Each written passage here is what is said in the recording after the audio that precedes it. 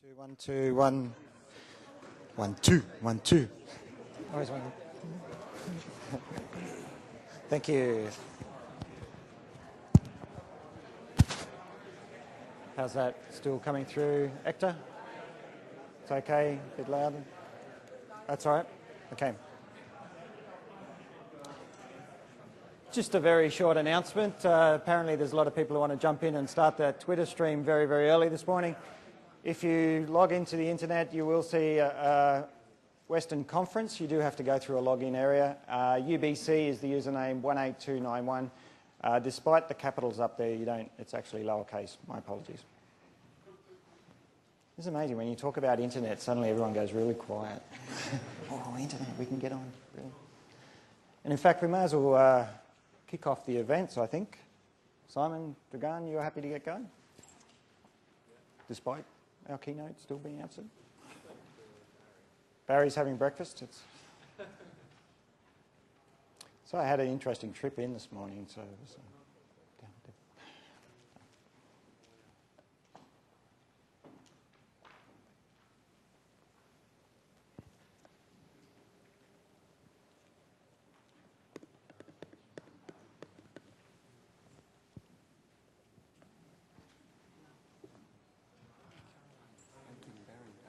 yeah, but we'll be 10-15 minutes anyway. So, and Janet's got to do hers. It's another 10 minutes. So. If he's here at 10 to, we can still set up the AV. Sure. You want to go? Yeah, okay.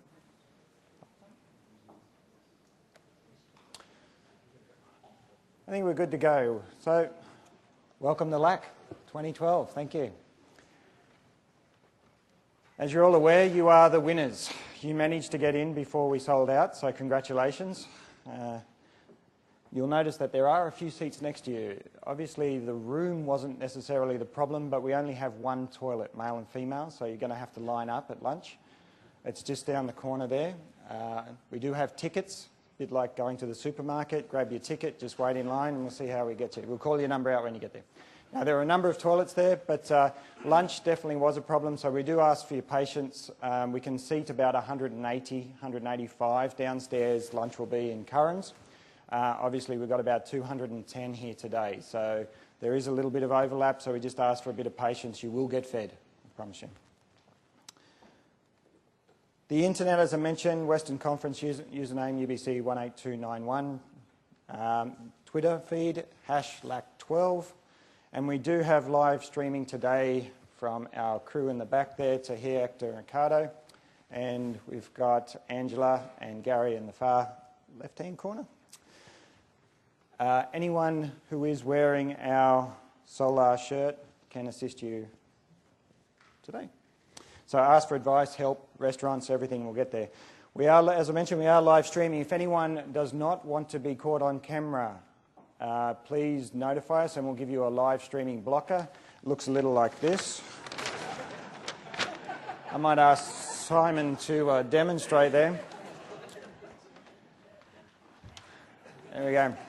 Works perfectly, but seriously, if you do not want to be on camera, please let us know and we'll do our best to make sure we only get back of the head shots only. With the room set up, today has been questions about how the program works. We have 2 sessions and they just motor through. We'll be very strict on that. There is a divider that runs straight through the back there. I'm looking for someone that actually could ask to stand up. Marianne, could you stand up for a second? Literally just the table behind Marianne. Runs through, so at particular points during the conference, we're just going to ask that if you're sitting in that area, you may have to vacate for just 5-10 minutes while the Western comes and opens and shuts that. Beware, don't be caught in the middle. For presenters, we have a sign which I duly forgot and left at the registration table, which is a 2-minute sign and a stop sign. If you fail to stop, we will pull out the laughing kangaroo. Works a little like this. And you will be duly heckled for the duration of the conference with this kangaroo. So presenters, beware. It's actually, after a few drinks, it's hilarious, but probably not so much in the morning. As I mentioned with the solar shirts, people can help you there, but Hendrik Dreschler, are you here? Not in this morning? No, he does a workshop and then he takes off. First person to register, so we will be giving these away. Hendrik won himself a shirt. I think that's worth a round of applause.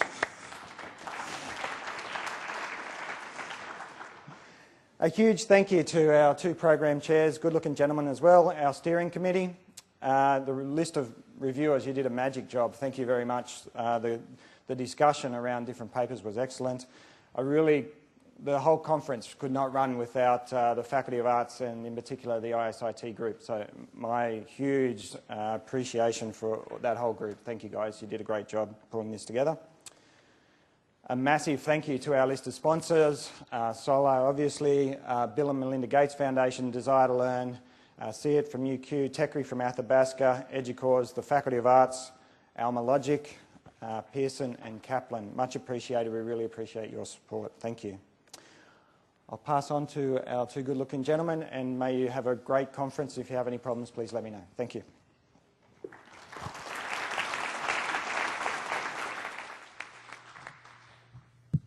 Hi, okay. I'm Simon Buckingham-Shum, and here's Dragan Gazovic. And we're really delighted to welcome you here. We are sold out because we have such a high-quality program, and that's all due to you. Thank you very much to our authors, and we'll be saying a little bit more about what kind of program we have lined up in a second. Also, a huge thanks to Shane and Caroline as well, of course, for hosting this and all the sponsors. They've been doing all that huge amount of work that's involved in hosting an event of this sort. So let's just give them a hand right now because it's...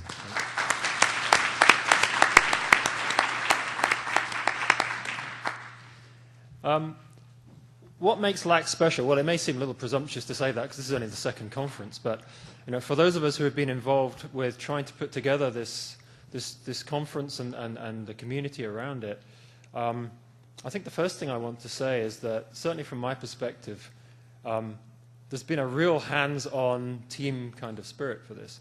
And if there's one thing I wanted to say, it's for the next few days, I think there's a generosity of spirit in the team that have put this together. There's no big egos. Everyone's just been working and stepping up to the mark when something needs doing. And I just love to see that be one of the hallmarks of the LAK conference, that people are here to share and cross the boundaries and build the community that we want to see. Right? We're here because learning analytics is happening, whether or not we think it's good, bad, or ugly. We're here to make sure it's the right kinds of analytics for the kinds of learning that we care about. So give it everything you've got, and let's shape it together. What makes LAK distinctive? We think computation, education, policy, and sense-making might be 4 of the key words here. Right? There are plenty of places to go for technology-enhanced learning. We're obviously interested in particular kinds of technologies here. The ones that are associated with trying to make sense of big data and visualization and so forth. We're really interested in a crossover place where policymakers can come and understand what's going on as well. And there's a sense-making aspect to this as well, that we're not just here trying to automate education and assessment. There may be elements of automation, but there's a huge amount of interpretation and sense-making and judgment and ethics that surround what one does with information of this sort. And we're trying to create a place where all those different criteria can be in discussion. And it's here for researchers and practitioners as well. This is a research conference, but we're interested in how we can engage what's coming out of the labs and the academic thinking with people who are on the front line having to make decisions about what systems to buy, what kinds of tools could I be using with my class next year, what kinds of interventions should I be making which are ethical and wise and come from a deep understanding of what these technologies can and can't do. Dragan. Okay, thanks. It's also important to basically notice that we are growing, that we are basically also probably maturing as the community, and we are just in the second instance of this conference, and we are pretty much able to compete in terms of our program and everything with other mature conferences. For all of you who attended last year's conference in Banff, that conference demonstrated huge commitment of our community, right? Coming to -35 to Banff and attend a conference, that was really brave. So we last year overall had 17 contributions presented at the conference, and it was basically just single track, and we had a main conference program lasting for just 2 days. We had excellent 4 keynotes, and we had a pre-day workshops, which were again all together in the same room.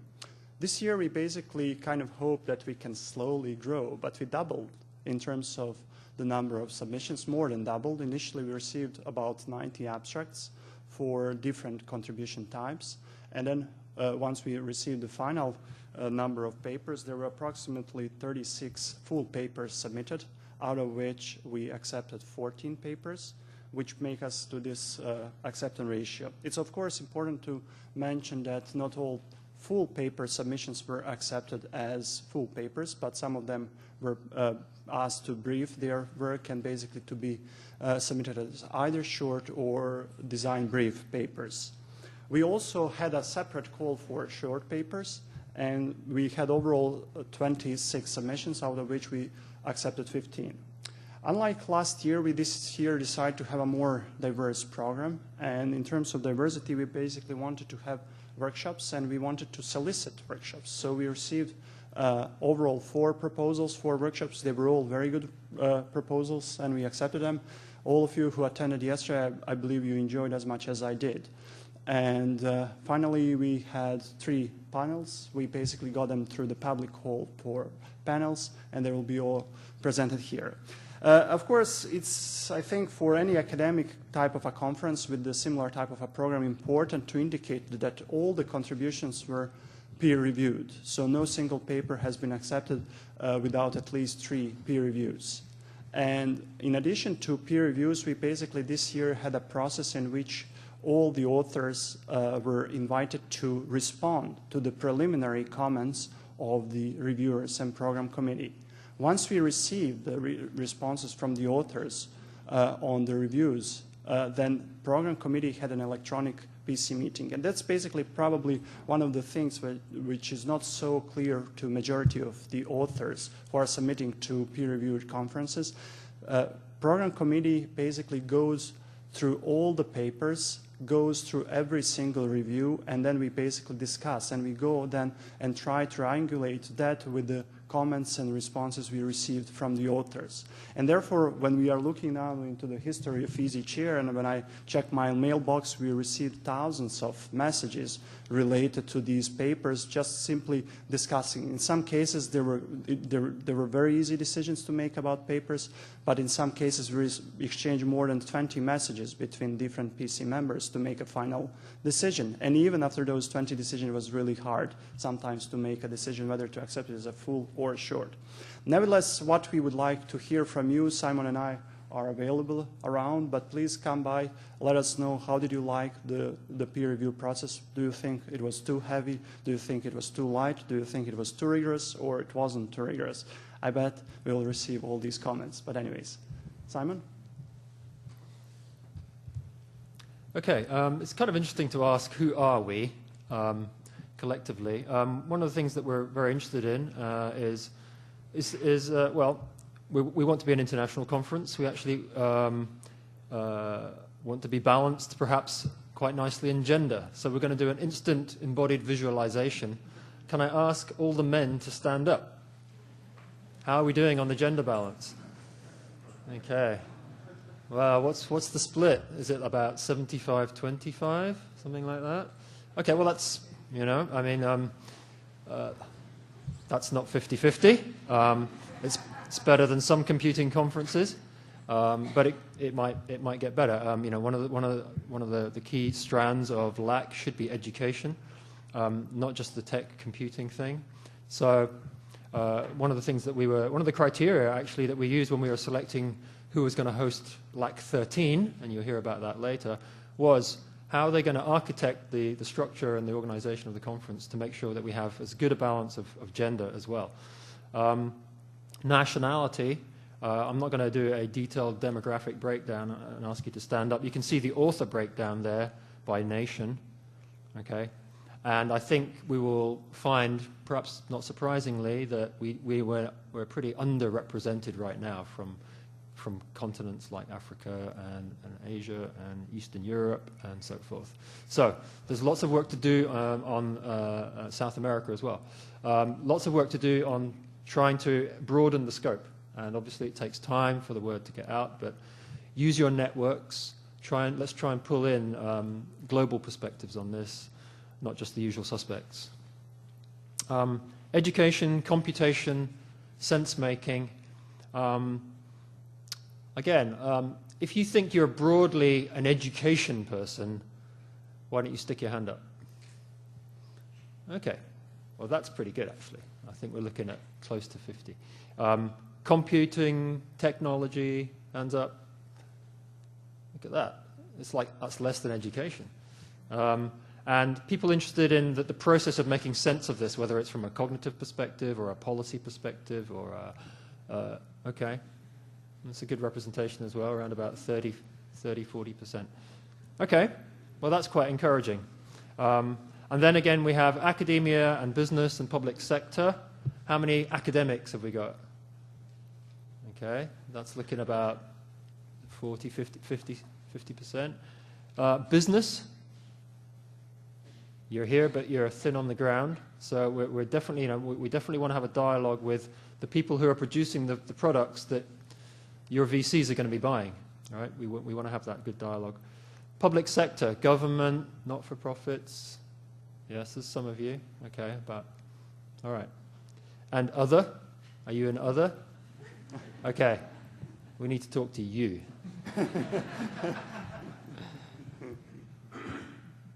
Okay, finally. So finally, once the program is over on Wednesday at 2:30 p.m., we'll have a solar AGM. Everybody is welcome. Everybody is basically welcome to join us. We'll have an interesting program. We'll have our annual review and basically planning session. What we are going to do for all of you who are still not familiar with SOLAR, it's a Society for Learning Analytic Research, and Society for Learning Analytic Research is the organization which is basically behind all this conference, and we hope to basically continue the conference next year and many years. Right. So one final basically reminder for the program. Today afternoon we will have a reception between 5 and 7. And during that reception, there will be approximately 15 to 16 different technology exhibitors. So we ask basically people to bring their tools, their technology, and they will be basically just scattered around these tables here in the room. And there will be a few of these tables outside of this room in the hallway. So please pay attention to those folks. There is no any particular order in which you basically need to go and follow their presentations or whatever. But our major point with this event was to basically demonstrate that we are producing some technology, although there are so many academic representatives in this room, that we are still producing some technology and that we can discuss, that we can improve that technology, and so that next year and the year after we can really have a mature learning analytics technology useful for use. So thanks much. Okay, thanks. So all that remains to say is have a great conference, and we look forward to hearing your feedback about how it's going. And it's with great pleasure that I'd like to introduce Janet Giltro now, who's the Associate Dean of the Faculty of Arts here at UBC. And she's going to say a few words from her perspective, and we're very grateful to them for their support for LAK 12. Janet.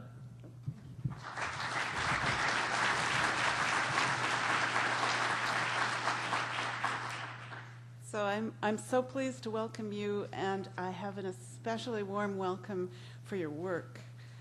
It promises a lot to an administrator like me. For example, we've just set out on broad-based admissions, and we have high hopes, and we also have questions, and these questions now go far beyond the old ones. The old one was, what's the relation between an admission GPA and a first-year or third-year GPA?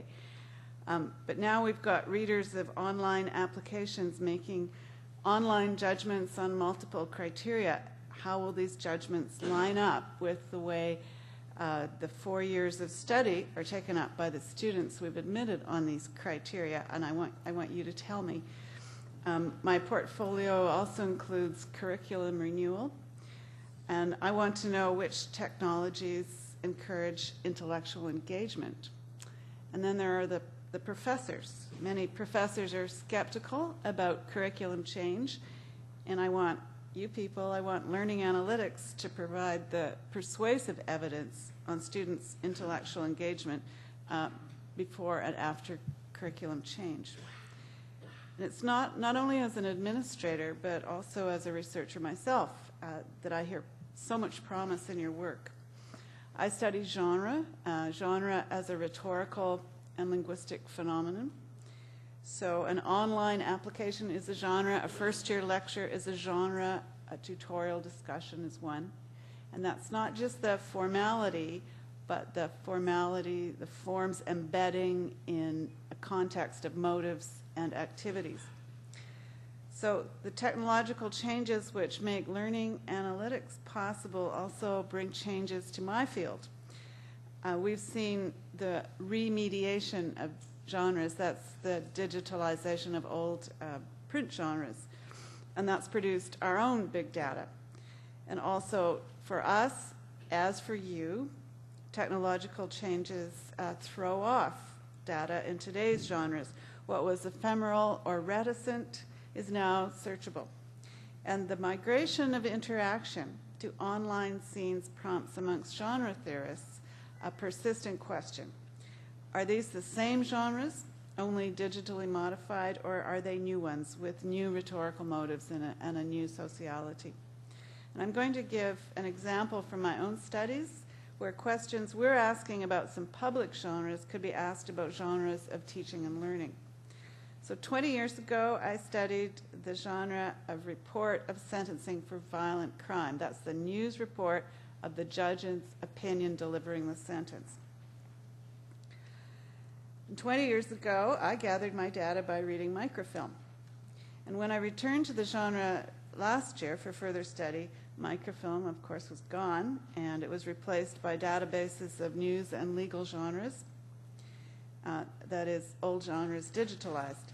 And this was a big change for the researcher, but there was a bigger one. It was for both the researcher and the genre participant. And in preparing these remarks, I was thinking a lot about this weekend, that we're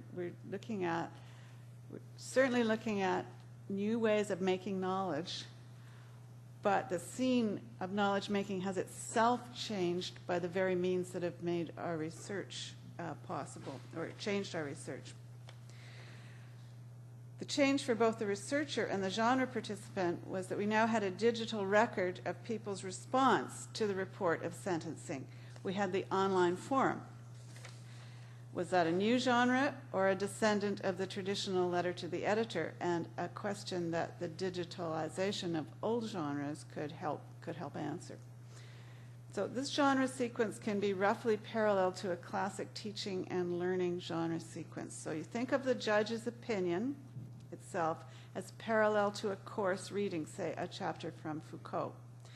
Then consider the news report parallel to the professor's lecture, which provides background to Foucault, comment on, quotations from Foucault. And then finally, the online forum would parallel one of the student genres, say a class presentation or an essay. Here, let's say, discussion on a course website. So we inspected the online forum, and you won't be surprised at this if you've ever visited these forums. Visible to the naked eye is the instability of the original utterance. It's rough ride through that genre sequence. Permutations, deflections, kind of off-course excursions and incursions. And you couldn't really, if you visited these online forums, you'll know that you can't really read back from the discussion to hear what the originating utterance was, in this case, the original judgment. So I wonder here, has technological change instigated such a radical instability or only made it more visible? And I think we could ask this of instructional technologies too. Do they stabilize or destabilize utterance and uptake? Or do they only make visible a kind of trepidation that was there all along? Now, the engine of these transformations or trepidations, the engine is the online interaction, and we identified features. These will seem, I'm sure, very amateur analyses to you because your work is so sophisticated. We found that dyads developed, that is, pairs of participants were pressing in their affinity or in their antagonism. And like others who've analyzed threads in online interaction, we found long chains of interaction that had ignored the intense dyads. We found stranded comments with no uptake, and we found chiming in, the kind of choruses of affiliative fellow feeling. Some of those fellow feelings would not be attractive. Often they were very intense.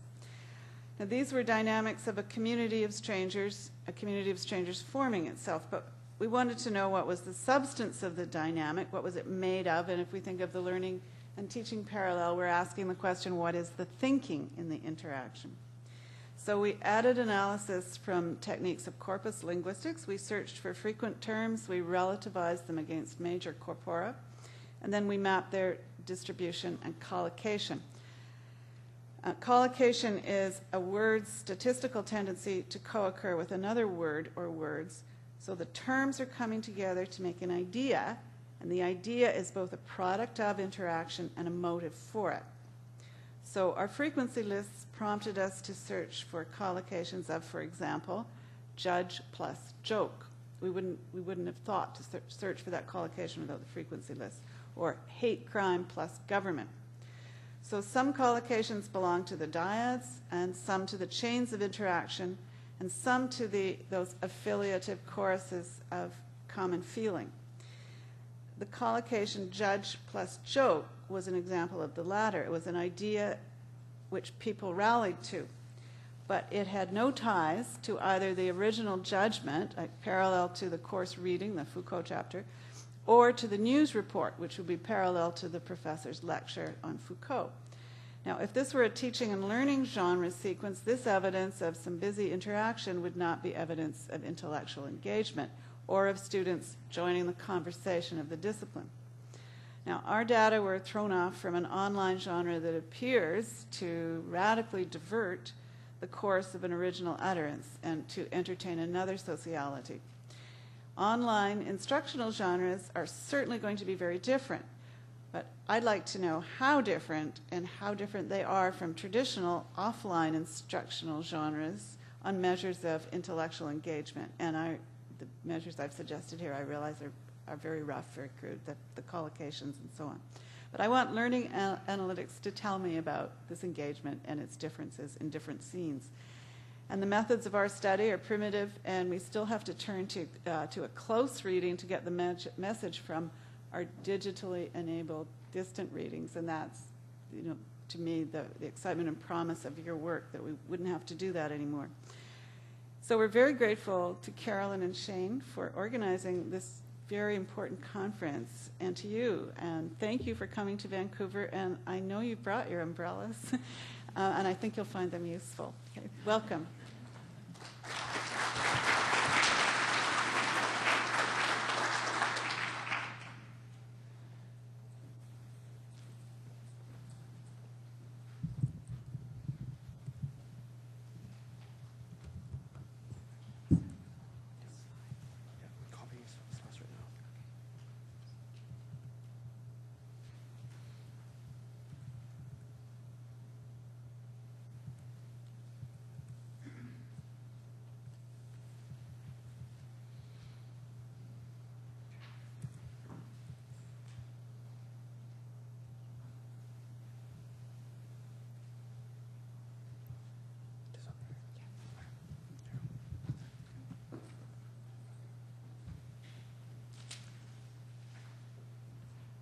Good morning. I am Caroline Haythornthwaite, and with Shane, or the co-organizer of the conference. And boy, am I glad to see so many people, because I have to say that Shane was really concerned about the hotel rooms, and his blood pressure dropped enormously when we got to that magic number of hotel rooms to help support the conference. So welcome all.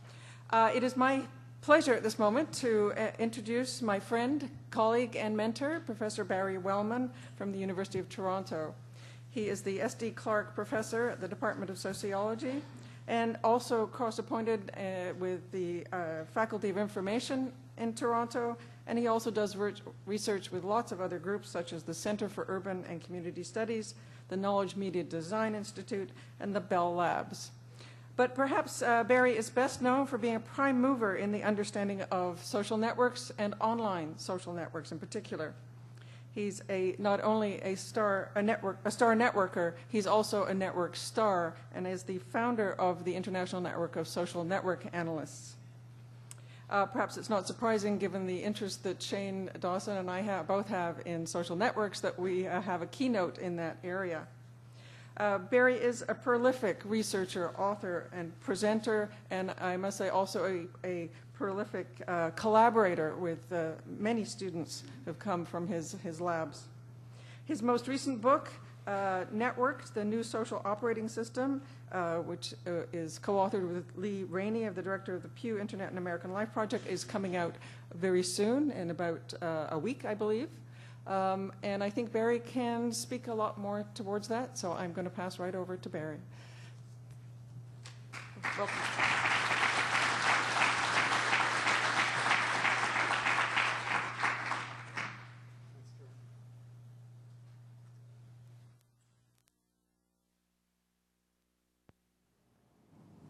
Great.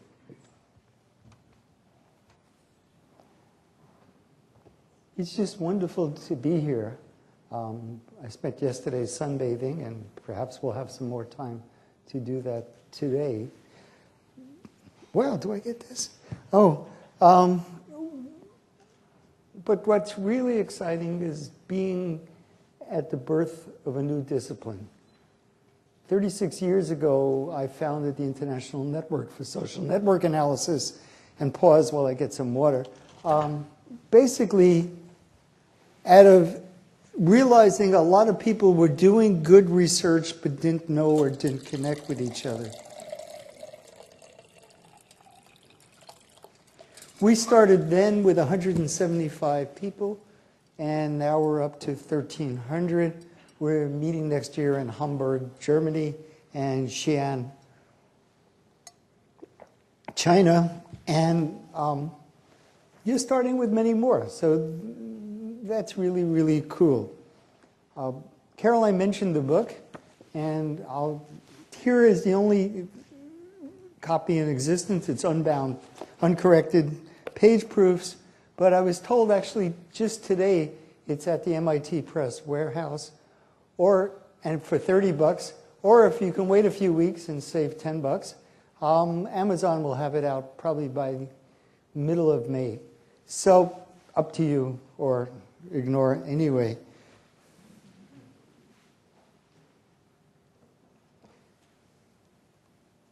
I've been at this business for a long time.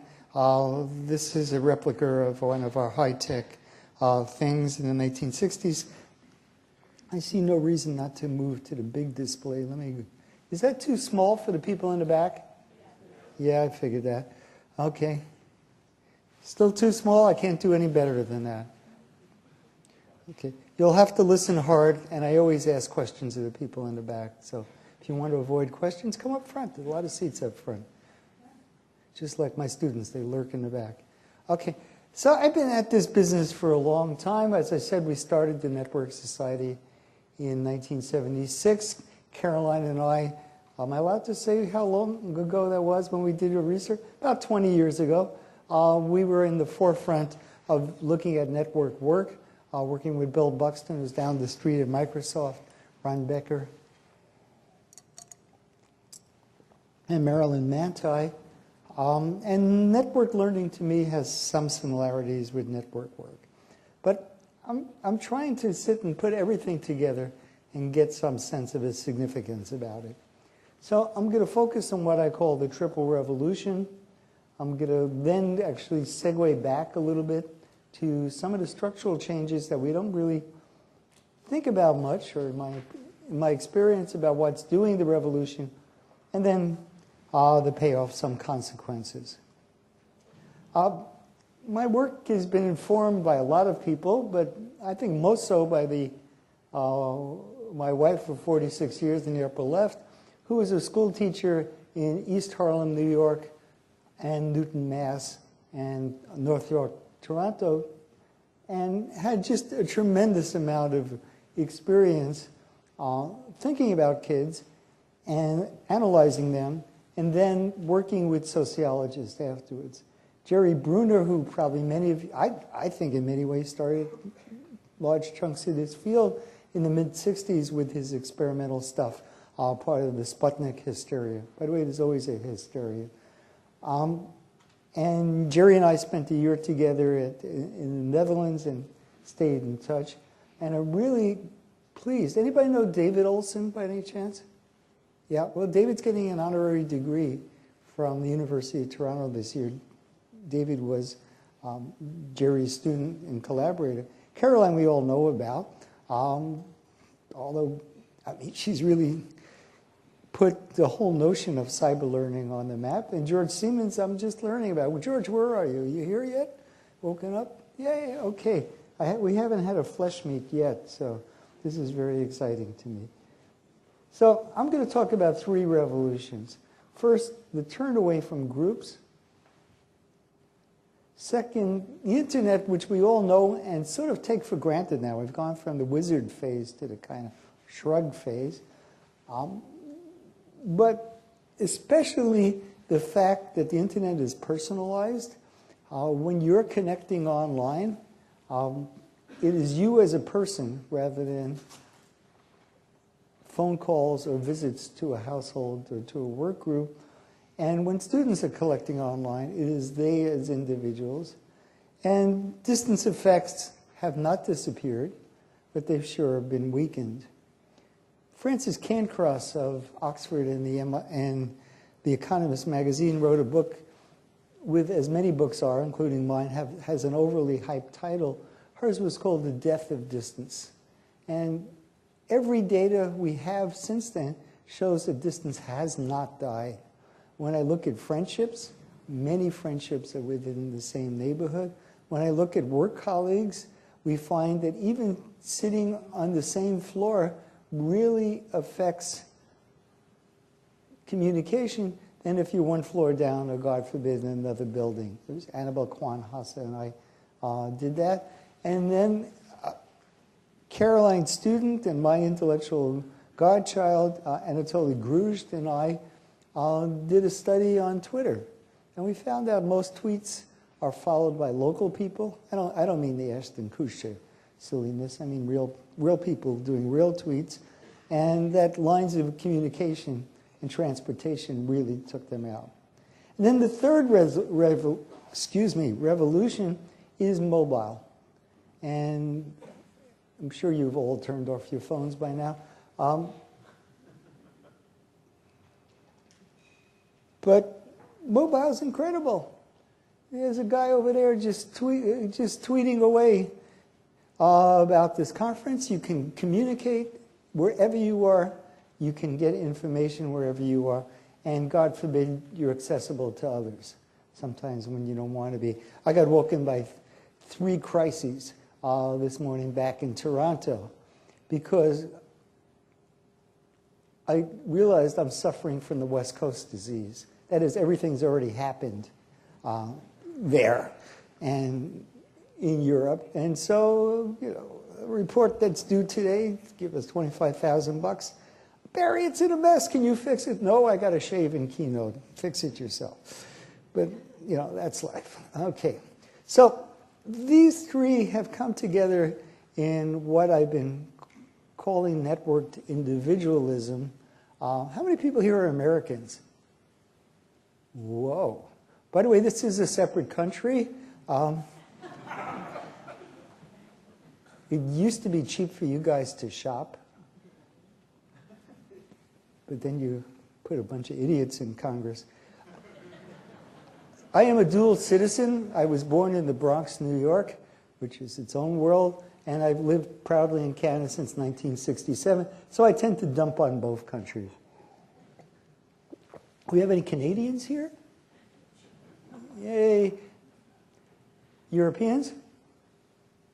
Okay. East Asia? One Australian I know, Shane. Anybody else from? Yeah. Where did I leave out? South America and Central America. Okay, so we're in Africa. I left out, but usually they can't afford to come. Anybody from Africa? So we're pretty broadly distributed. So we have individualism. That's the case Romney gets elected. I figured I'd put that in.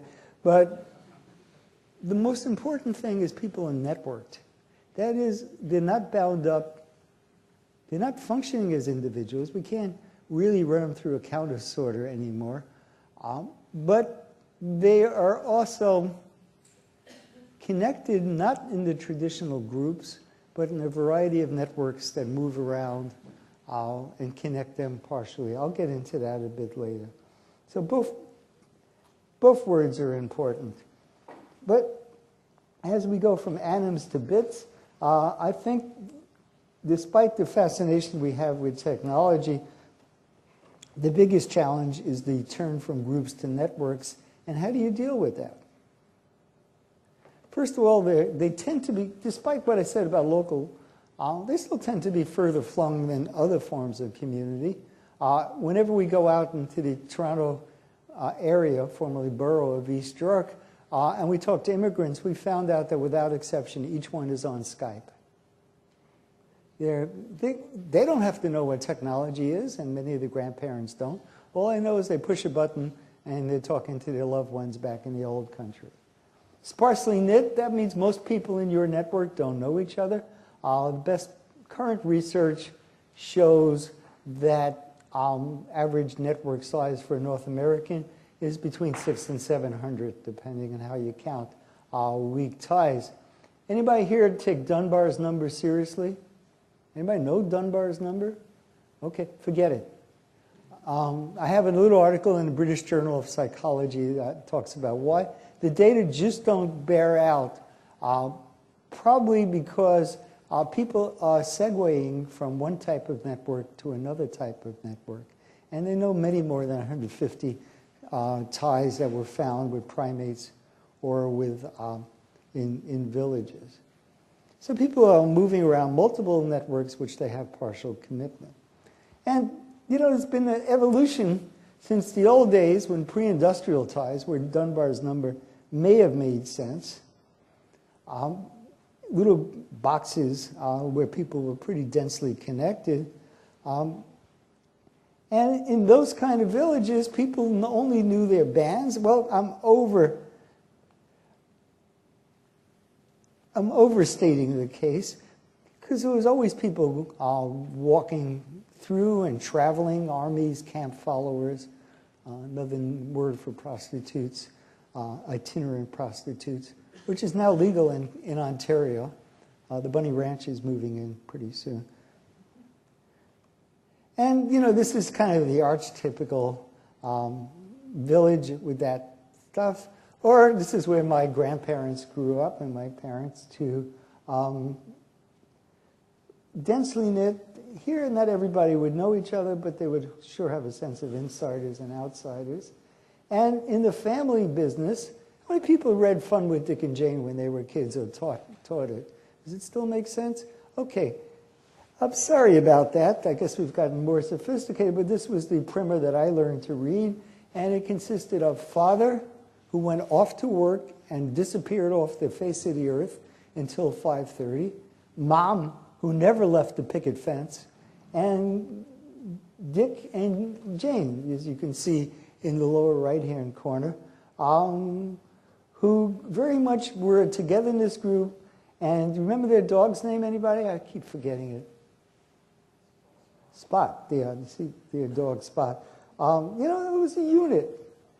But now we know that, as I'll talk about later, that unit is really old-fashioned. And if you read the New York Times recently, Sherry Turkle had a number that says people connect but they don't converse. Anybody see that? Any Times readers here? No? Vancouver Sun readers? Okay. And, you know, it's Eigewald stuff. Yiddish speakers, I assume, if you're a social scientist, you speak Yiddish, right? The sky is falling, the sky is falling. And when you look at it, every generation looks back to the previous generation, and I've been through a few. I used to have hair, by the way, saying, God, things were good then. We had community. Kids were obedient. And why can't they be like we were, perfect in every way? Anybody know where that song came from? Bye Bye Birdie, 1965. My first date with my woman who became my one and only wife. I tell people I've been married 46 years, and one reaction I get is to the same person, and that's important. We now have serial monogamy and a little bit of fooling around on the side. So we keep looking back to the 60s. From the 60s, they look to the 20s. And you can take it all the way back to Ferdinand Tönnies in 1887 when he wrote about, oh my God, cities are horrible. Let's go back to the good German villages. Bob Putnam did it 10 years, well, it's 12 years ago now, saying that television and working women sort of killed community. So there's a history of that, but there's very little evidence that it's true. In the social sciences and sociology, Miller McPherson, Lynn Smith Lovin, and Matt Brashears got a lot of press, and in some ways deservedly so, by saying that the number of people who discuss important matters in the U.S. has declined from 2.9 to 2.1. Trouble is the data were coded wrong, and also nobody else has been able to replicate that findings. But there's a media moral panic. Turkle, look at the bottom there. We have sacrificed conversation for mere connection. But, you know, she has an interesting data gathering technique. She walks around MIT in the winter and walks around Cape Cod in the summer. And it seems to me one of our missions and one of your missions in particular is to substitute systematic empirical evidence, both quantitative and qualitative, for navel gazing, especially when the navel is at MIT. Only somebody from MIT could think of MIT as a representative sample of anything. Anybody from MIT here? Yay. And what do you represent, sir? What do you represent? I can't hear you. Okay. And you're sure that your experiences can generalize to the world, right?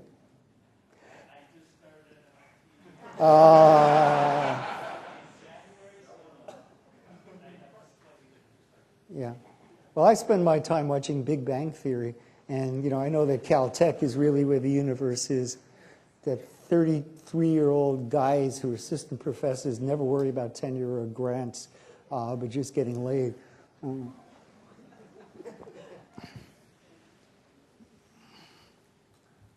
So, one of the things we found first is starting in the 50s, when telephones became cheaper. I remember my grandmother shouting across North America, trying to get heard in Los Angeles.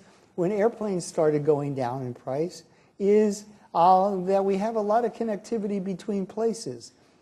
How many people flew here? Can you describe what you saw on the way?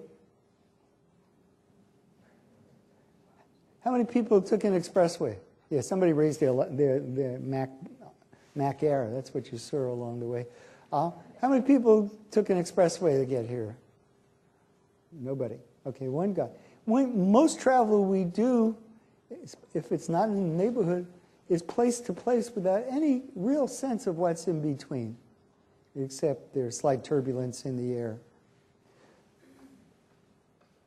So there was a despatialization or less spatialization starting in the 1960s, but it was still house to house, work group to work group, school group to school group. So it's then when I started reading books like Up the Down Staircase and other fun books like that, and participated in juvenile gangs myself, that I realized that a lot of learning, and I think the world realized a lot of learning, was non-local. but it was this sort of stuff. But now we're starting to look at personal networks that each of us has. This comes from my old East York data, where people have about a dozen to a score of very close ties. And the kin tend to know each other more or less, so there's always some brothers and sisters not talking to each other. Friends sort of know each other, workmates tend not to, neighbors may even have been in each other's house once. But as I said, people have about 600 ties, and so we're going to networked. And we're moving to less face-to-face surveillance, but a lot more surveillance, where we look up, the kind of thing that WikiLeaks has done so well, and covalence, where we all check each other out on Facebook, Twitter, websites, what have you. Who has not in this room checked anybody out ever? Those of you dating, have you ever checked your future boy or girlfriend or ferret out? Okay, so we're all doing some covalence, and it's working around pretty well. And we're noticing when we do this that people have pretty sparsely knit networks, and as we start including weaker ties, they're especially sparsely knit. But the most important takeaway for the talk is that it's the individual, it's the unit, not the school, not the classroom, not the family. And that the person has gone out and got things and operating his or her own networks, and that we're very strongly aware is that learning takes place well outside of classrooms. So the world is not flat because distance matters, but it's kind of lumpy because we tend to have connections in a variety of places. Let me just give you some numbers. This is, my apologies to my fellow Canadians, but it's a lot easier, and we did this for the book. Oh, by the way, there's flyers outside. With that flyer, you can get 5 cents off on the book if you pick it up. They're sitting at the registration table. And if you want to know more. And if anybody wants to know, by the way, it's with MIT Press. Is that a pretty good press? And those of you in the book business, $20 at Amazon, 30 at MIT itself.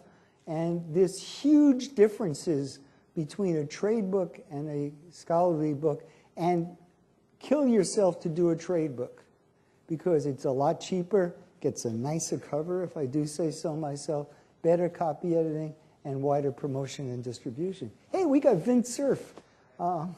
We're so cool about that. He's one of our blurbies, along with Manuel Castells and a few others. But you can see that the number of cars in the U.S. has gone up. Each individual is mobile.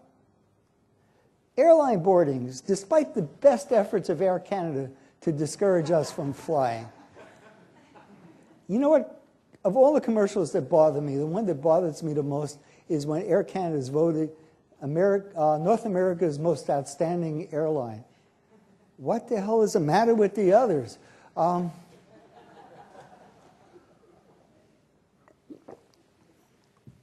Anyway, nevertheless, flight, as we all know, because we're here, has become a commodity.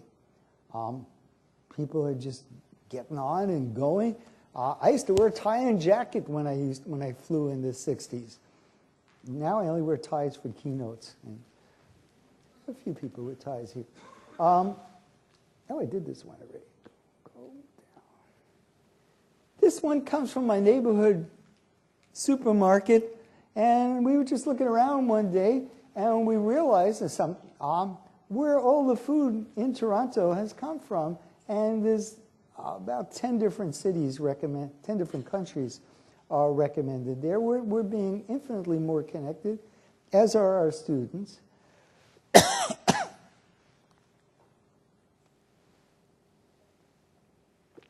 And our relationships are moving from ascribed relationships in which we're bound by ethnicity And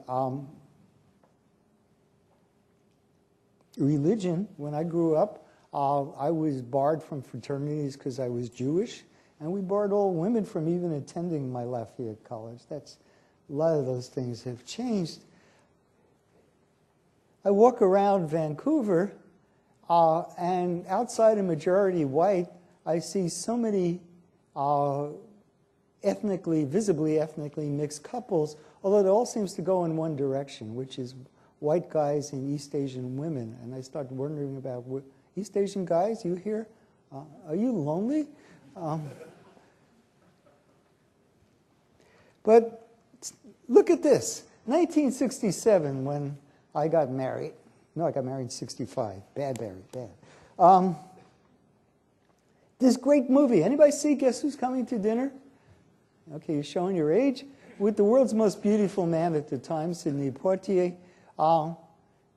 And the woman at the left goes off to Hawaii and falls in love, and she calls home to her parents, who are Spencer Tracy and Katharine Hepburn, who were living in sin themselves at the time because they were afraid to get married. Anyway, says, hey, guess what? I'm marrying a doctor. He's gorgeous, he's well-spoken, he's charming, he's everything you can want. And they said, great, bring him over. And they show up at the doorstep, and there's Sidney being dark as hell. Now, this is just an average day in a Canadian right now, but in 1967, it was hell. My God, how are they going to deal with this? There were laws in the U.S. until 1967, same year. Sorry, I'm getting over pneumonia, so I cough a bit. Which said it is illegal for a person of a black race to marry a person of a white race. They never seemed to worry about Asians. The law was called Loving. The legal case that overthrew it was Loving versus Virginia, which I think was a wonderful name. Now, you look on the other side of the picture, and what do we have? eHarmony making money by advertising what to me looks like an interracial couple. They're just doing it for commercial gain. And did I get rid of that one? I'm so sorry. Then we had Chelsea Clinton, America's sweetheart, at least for 54% of the population, marrying a guy. Nobody in the world that I know of, no newspaper, recognized the little bump on the top of his head, which I hope you realize is a kepi, sometimes called a yarmulke. This was a mixed marriage. I think they're still together, aren't they? Anybody know? So, not only are we having mixed marriages, but that things are changing. Then we come in with the internet, which has all these obvious characteristics that I won't bother going into, which is shot way up, so that among the young adult generation, 95% are walking around with computers, or at least have them at home, and the switch has been strong to broadband. Well, we used to think that computers were going to help us and take us off and just go on with the world, although on the other hand, there was the Sherry Turkle fear that they would socially isolate us, as Ryan Lackey, who has since left the island, he by choice never saw people. But obviously we can get instant access to a lot of relationships, and work that geographer Deanna Mock at Western Ontario and I have done has shown that email contact is as frequent with people 3,000 kilometers away as 3 kilometers away. Somebody tell the Americans in this audience what a kilometer is. So, and clearly there's greater speed of contact and greater volume of contact. But more importantly, as I said at the beginning of the speech, we've logged on as individuals.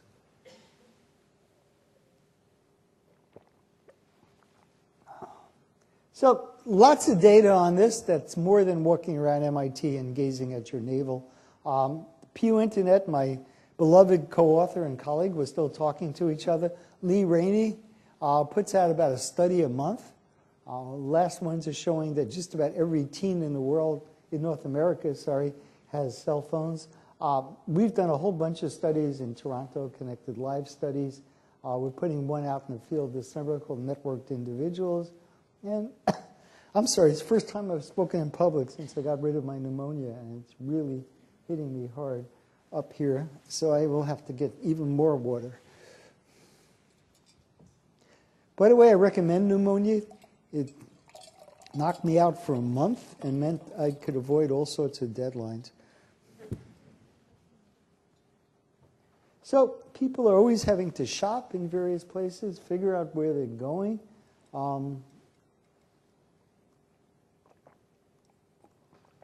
And they can create networks for getting their information spontaneously.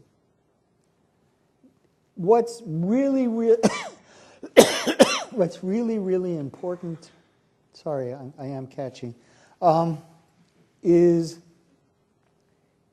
whoever thinks that people interact with a different universe online with what they do in real life is not true. As Caroline has shown and Michelle Kasmer has shown, these are intertwined. That learning, information, communication is very much, when it goes online, is an extension of what's happening offline. Households have changed. Many children have 4 or 6 parents, which they have to juggle. Time spent at home has gone down. Anybody know Phil Howard and Gina Neff at Washington? These are their twins, and they got their hand-me-down iPhone and a laptop, looks like a good old ThinkPad. When they were 18 months, they're now 30, and I think they may have wireless connectivity by now. They're doing great. But people are acting as networks. The most common email or text, I'm convinced, is, honey, would you bring home a quart or a liter of milk today? I'm also convinced that the most common work email is, meet me after work so we can talk about that bastard. Now, that happened before, see Mad Men, but people find it easier to communicate. And this is an extremely important slide, is that TELUS, fine Canadian cell company, did a good straight study in 2009. I got hold of data. And they asked, how has technology, which people interpreted as the internet, and mobile phones, changed your relationship with the immediate family? Despite all the hype about the internet alienating us by a 5-to-1 ratio, it's the first 2 bars, people said, yeah, it's made us feel more closely connected with each other. Very few said it's alienated. My wife probably would have. She said, why are you looking at the screen again? And equally as important to me is the bottom 2 bars, where 51% plus 7%, 58% basically shrugged their shoulders. Said, oh yeah, technology. Just like people in this room would shrug their shoulders about using a phone. Everybody remember Columbo, the TV series? Okay, I was watching it last night. It's on the Me channel. How's that for a networked individual? The Me network. Somewhere up in the upper regions of about channel 30 on your hotel thing. And the first thing I knew is that Columbo picks up a phone, and it has something called a coiled handset to it. But when he picked up the phone, he was at a restaurant, and he had arranged for someone to call him at that restaurant. In other words, he didn't have a cell phone, but he functioned. The other thing that was really weird is when he handled evidence, he didn't wear latex gloves. I mean, I was ready to call CSI immediately and turn Columbo in. But people get so used to technology, we're so used to having cell phones available, that it just happens. So, private and public spaces are reconfigured. Students are you guys tell me, does anybody have a study on where students are getting information from? Or learners, if you want to expand it? Is it from school? Is it from online institutions such as Wikipedia, which I spend a fair amount of time editing? Is it interpersonally? That seems to me one of the main research agendas that I would sure want to know. Because we know that people are moving. This is Richard Florida's data on the creative class, and we can argue about his definitions. But even if we argue, we know that clearly people are becoming bit workers. We're pushing around bits when we're letting the Chinese and the Indonesians push around atoms as they make stuff. So what's going on? Everybody's connected. It's become so routinized. It's certainly not dystopian. People are not feeling alienated, even when they're told so by the New York Times. Connectivity is not fragmented, but our texts, our emails, our Skypes are continuations of in-person relationships.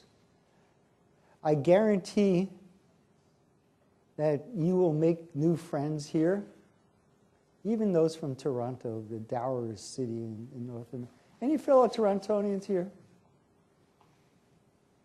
Yeah, well, isn't it nice here? People talk to you. You'll make new friends, and those friendships will continue when you go online. Sorry, he's leaving. He doesn't want to be singled out. Okay. So you will continue your friendships in many, many ways. And this is sort of obvious, but there's an insistence on the wrong concept of digital dualism, that on the one hand you have online relationships, on the other hand you have offline relationships. Just ain't so when we look at people. Caroline didn't find it so. I didn't find it so. Many studies haven't found it so. But people spend a lot of time thinking about message media fit. Caroline and I got on the phone when we couldn't figure out some basic problems on email. Today, just to make sure I existed, she came down to breakfast and gave me a little hug, chastely, of course. So we all spend a lot of time trying to choose which media, and they all kind of fit together in a media ecology. Third, as we all know, because we could all be tuning in from our conference, face-to-face matters because you get full of bandwidth. So people sitting in classrooms are still sitting in classrooms. One hypothesis I have in conversations is what I call the conservation of media choice, with a little head nod to Newton. That is, if you email me, I tend to email you back. I generally don't run to the phone or something like that. But time has changed, space has changed, and we have to build the internet into what we're doing, as George has said very nicely in his blog just a few days ago. We know, and I stole this, I think, from George's blog, didn't I, that people are taking online courses and they're going up tremendously. We know from Pew data, which this comes from, that people are creating like mad online. This is information that they get.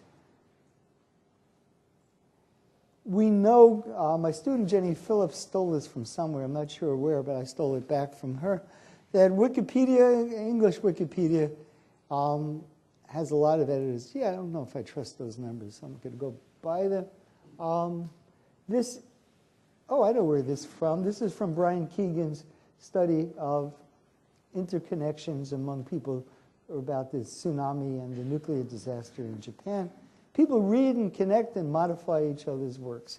And Nilo Honda from Toronto, I guess possibly of East Indian origin, I met Nella in a cafe in Toronto about 2 years ago. And she had all that stuff out, and I thought it was great. So I said, can I take your picture? Now it's a little bit posed. She did look up and smile. But look at how many pieces of information gathering and communication ability that this 30-year-old woman is having. So just to wrap up now, what's going on? We need to, as I said, figure out where people are getting information from, schools, peers, online ICTs. Are they having real conversations online? I know when I talk with you, when I meet you here, just having met Sean very recently, by putting a name and a voice and an Aussie accent to an email communication, I can understand where he's coming from a lot better. So we want to look at how these online and flesh meetings integrate. And that brings with it the thing, is there any payoff for having local stuff?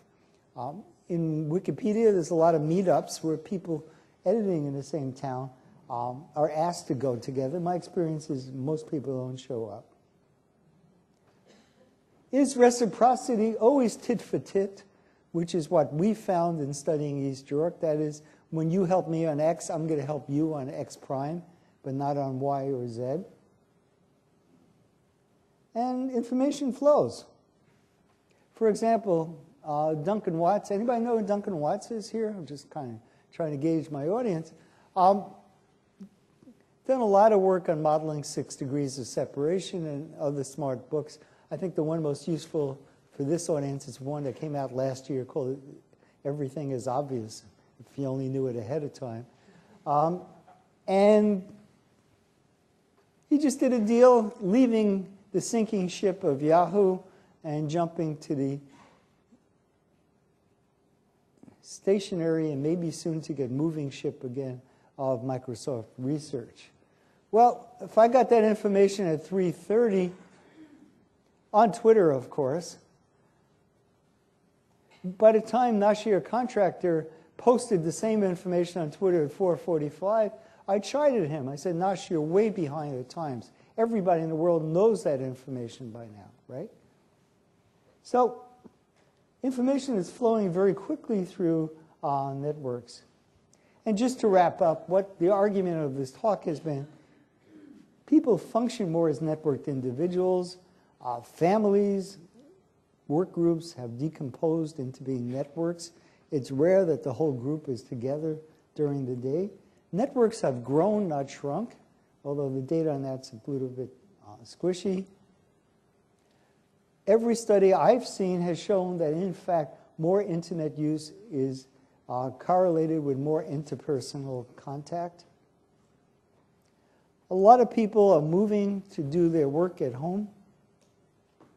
Not so much full-time as the telework enthusiasts thought about 15 years ago, but taking what I call work schlepping, taking stuff home at night. We have pretty hard data on that.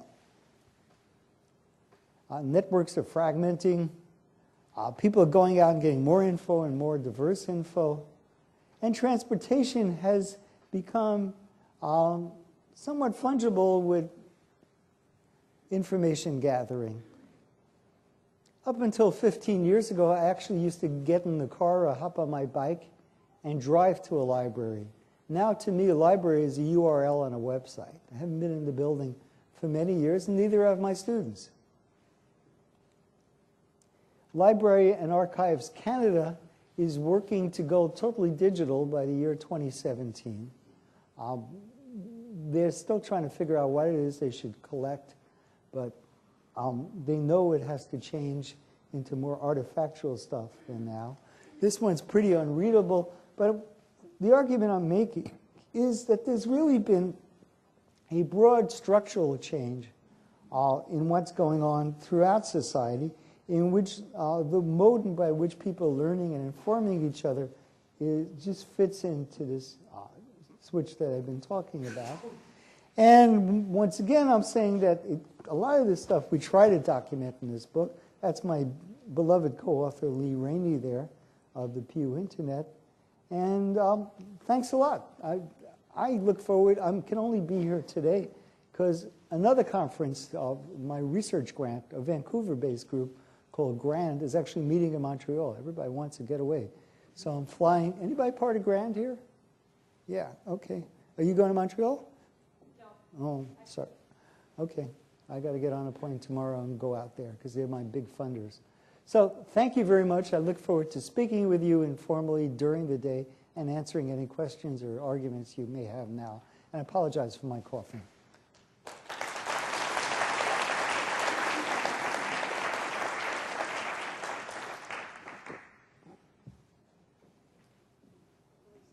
Sure, I'll take questions.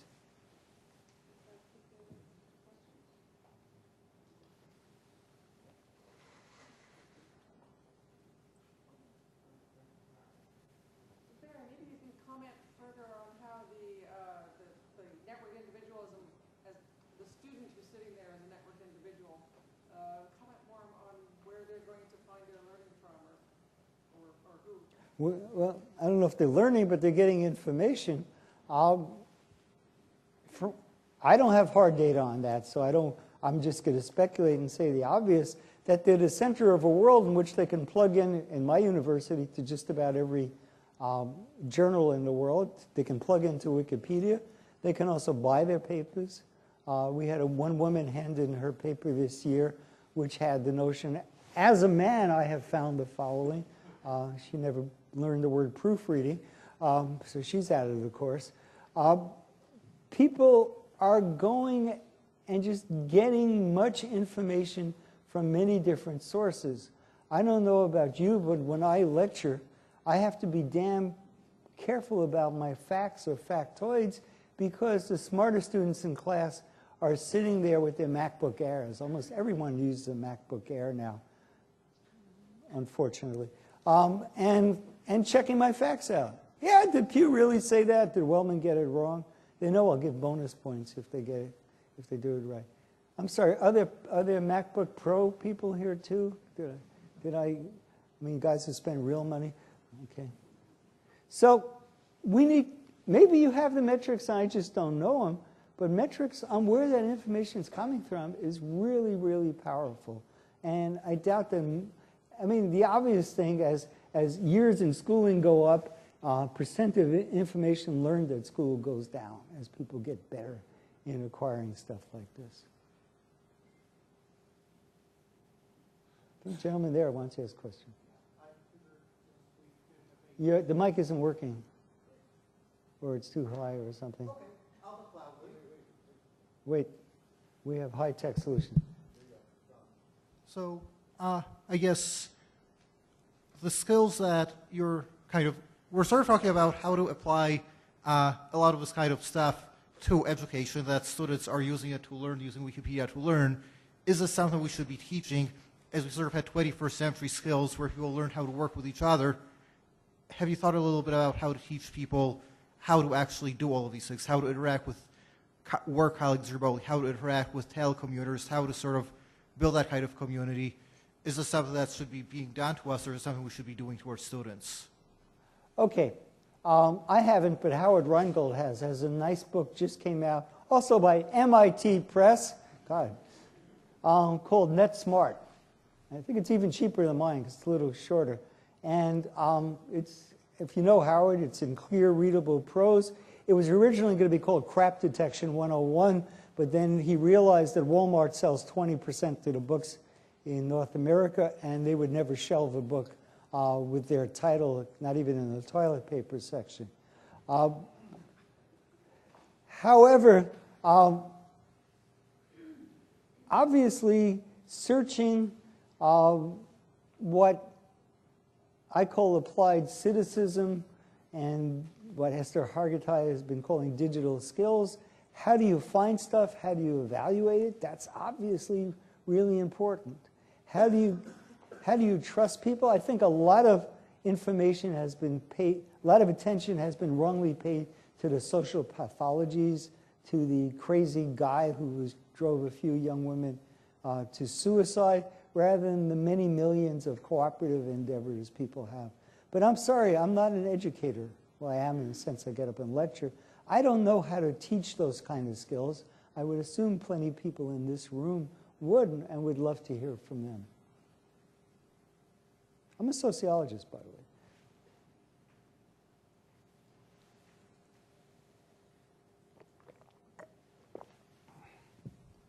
Oh, thank you. Adjustment for height.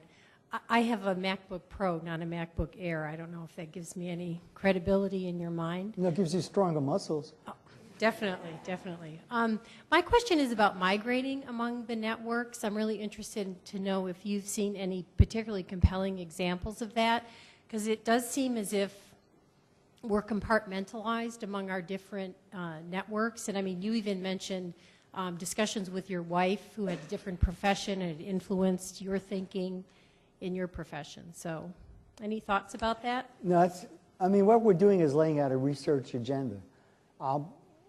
And there are two competing thoughts. One competing thought is we all stay in intellectual silos, and that therefore, when we find out that Barack Obama is really an evil communist, or what is all the nonsense, and really is a closet member of the Muslim world, we only read that. That's hypothesis one, silo.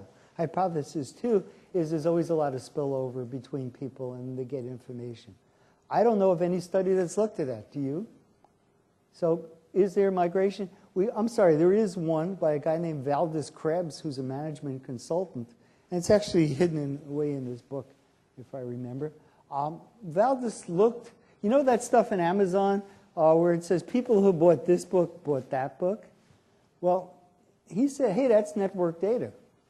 And so he looked at people who bought some of the key books in the 2008 U.S. election, Obama, McCain, and he found that there were generally three clusters without much overlap, which would be the silo theory, really. And he found the three clusters were Republicans, why the U.S. is going to hell in a handbasket, the Democrats, hope. And then there was another group that were totally separate that my wife would belong to, I call the Obamolators. Isn't this man beautiful? Doesn't he tell great jokes? He speaks so well. And the people buying the Obama-only books were actually separate from the Democrats or the Republicans. Now, the implication of that for the 2012 election, I don't know, but it would be fascinating. Has the bloom gone so far off? Or the fact that the Republicans are nominating the world's most boring human being. I'm sorry, Stephen Harper, second most boring human being. How's that going to affect it? But I don't know hard data on that. Do you? Well, one place where I think we might look for it is in the innovation community, because there's often a case, you're talking about political beliefs in your example, but in communities where you have a particular methodology or a particular idea, innovation moves that into a new area of application. So that might be a place where we could look for Sure, these examples. and the literature is filled with exciting case studies. What it doesn't show you is all the ones that failed. So that would be one place if I had to evaluate that. I mean, I own stock in 6 companies that never even got an angel investor. I call it vapor stock. Because they were all going to make $1 zillion, this, that, and the other thing. And they all had good ideas. But, in fact, the one I thought, I couldn't buy it, but the one I thought really was going to take off was Google+, which has many of the ideas in it that I've been talking about now. But as far as I can see, it hasn't taken off. So it's a big crapshoot.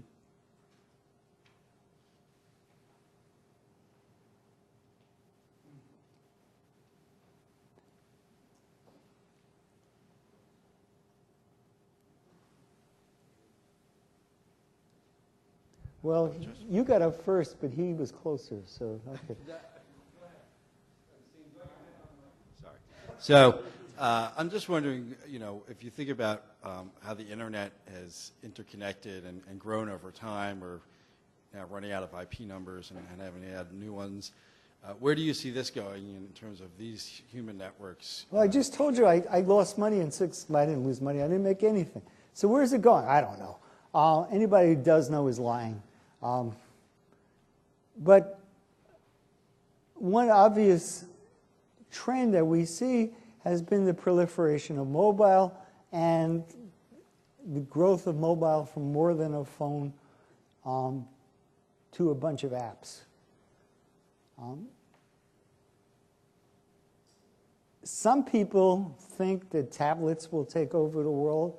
I happen to hate the Apple operating system for tablets and iPhones. I think is totally crippled. But what I didn't realize is there are more of them out there than me. Them are the people who just want to consume information. And, you know, I've been involved with the internet since before it began in 1976 when Murray Turef and Roxanne Hiltz set up something called EYES. And what I realized only this year is that not everybody wants to be a sophisticated producer. They just want to be able to get what they need about that. And that to me was a big revelation. On the other hand, people really want easy apps. So they want to take their pictures of it. I have friends who take pictures of every dessert they eat out in a restaurant and send it to their friends. That's a kind of low-skill, not the desserts tend to be fancy, but a low-skill kind of production of information. So I think we're going in ease of use, and we're going towards a lot of having it available for you, with you, whether that becomes tablets, Ultrabooks, or iPhone 5s coming in soon. I'm not sure what's going to happen. I'm sorry, I'm close to Redmond's. Windows 8, yeah. Any Microsofties here? Okay, thank you. Sir. As you recognized at the beginning of your talk, this is a pretty new field, new area of research, and I'm very interested to know, in your opinion, what should we focus on in terms of learning analytics? We're trying to set research agendas, and in one of our workshops yesterday we were sort of struggling to figure out what direction we should go in. So what do you think we should develop? What should we do? Okay, here's my little list, which I maybe rushed through as I was getting tired. And that's my list. That doesn't have to be a we list. Demographics, obviously important. The integration of online and offline, where people are getting things from. The payoff question, the one that English universities hate because Margaret Thatcher started evaluating them, whether they're teaching people stuff. And my colleagues would hate it because we have a pretty good life. But how much payoff is in what people are learning? And how does online integrate with offline? So those are the questions I'd love you to look at, but I'm sure, what did you come up with yesterday? I'll turn it back to you. Did you come up with other whole sets of domains that I never even thought about? Well, we were trying to figure out, for example, how to differentiate learning analytics from analytics in general, or process analytics, because we seem to sort of lost the learning aspect, and we were focusing on process, which isn't a bad thing. Learning is often about process. But we also got concerned about pedagogy. To what extent should we be concerned about pedagogy, and are there normative issues? Are there ethics issues? That sounds like old line ed school stuff. Yeah. Which you don't have to invent a field for. What I see this field doing is not forgetting about the classroom, but going beyond that and seeing how everyday life integrates with what's going on in the classroom.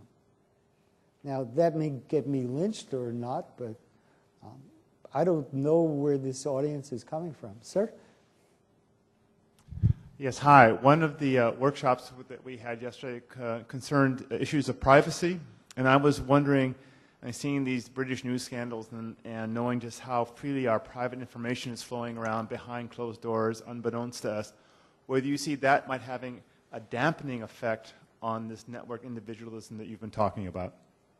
Yeah, I don't curse as much when I talk now because I assumed you guys are videoing me. Yep, I just left the dams and the et ceteras out. I didn't even say anything nastily about University of Toronto administrators, which I always want to do. But the big thing I think there's a lot of things going on. We're all creeping each other, a word that my students love to use. We're all doing covalence on each other. We're checking up on each other a lot more. So then when a gentleman with the wonderful name of Simon Buckingham Shen invited me to this conference, I immediately went and started looking at his stuff. Did I pronounce it right, Simon? Close enough, man. Okay. It's my Bronx accent, which works neither in Chinese or in Midlands. Second is we're getting some useful information about what's happening in the upper stories of power, things like WikiLeaks. On the other hand, it bothers me when I go to rate my professors, even though I get a high rating because I did it myself. We still have students broadcasting, as they do in Yelp, etc., people broadcasting about institutions on what was good or bad is there. You can game the system. I didn't really do it myself, but I have heard stories about Chinese gold farmers doing Yelp reviews, Yelp-like reviews for money in China, just like they were playing World of Warcraft. But obviously, the thing that we got to be most concerned about, and I think one of the reasons why Google Plus never took off, is surveillance down. I basically won't deal with Google when I have to register. They're just getting too much damn information about me. That's sort of obvious, but I think a major trend will be the growth of not only surveillance, but the records that may be transferable about people being in health or education as we go through lives. We all have some skeletons. I have more than most. And I'm not sure I'm really happy with that going on. You got to cut it. Yep. Let me thank you, Barry, for a wonderful talk. And we have coffee now, but join me in thanking Barry. Thank you.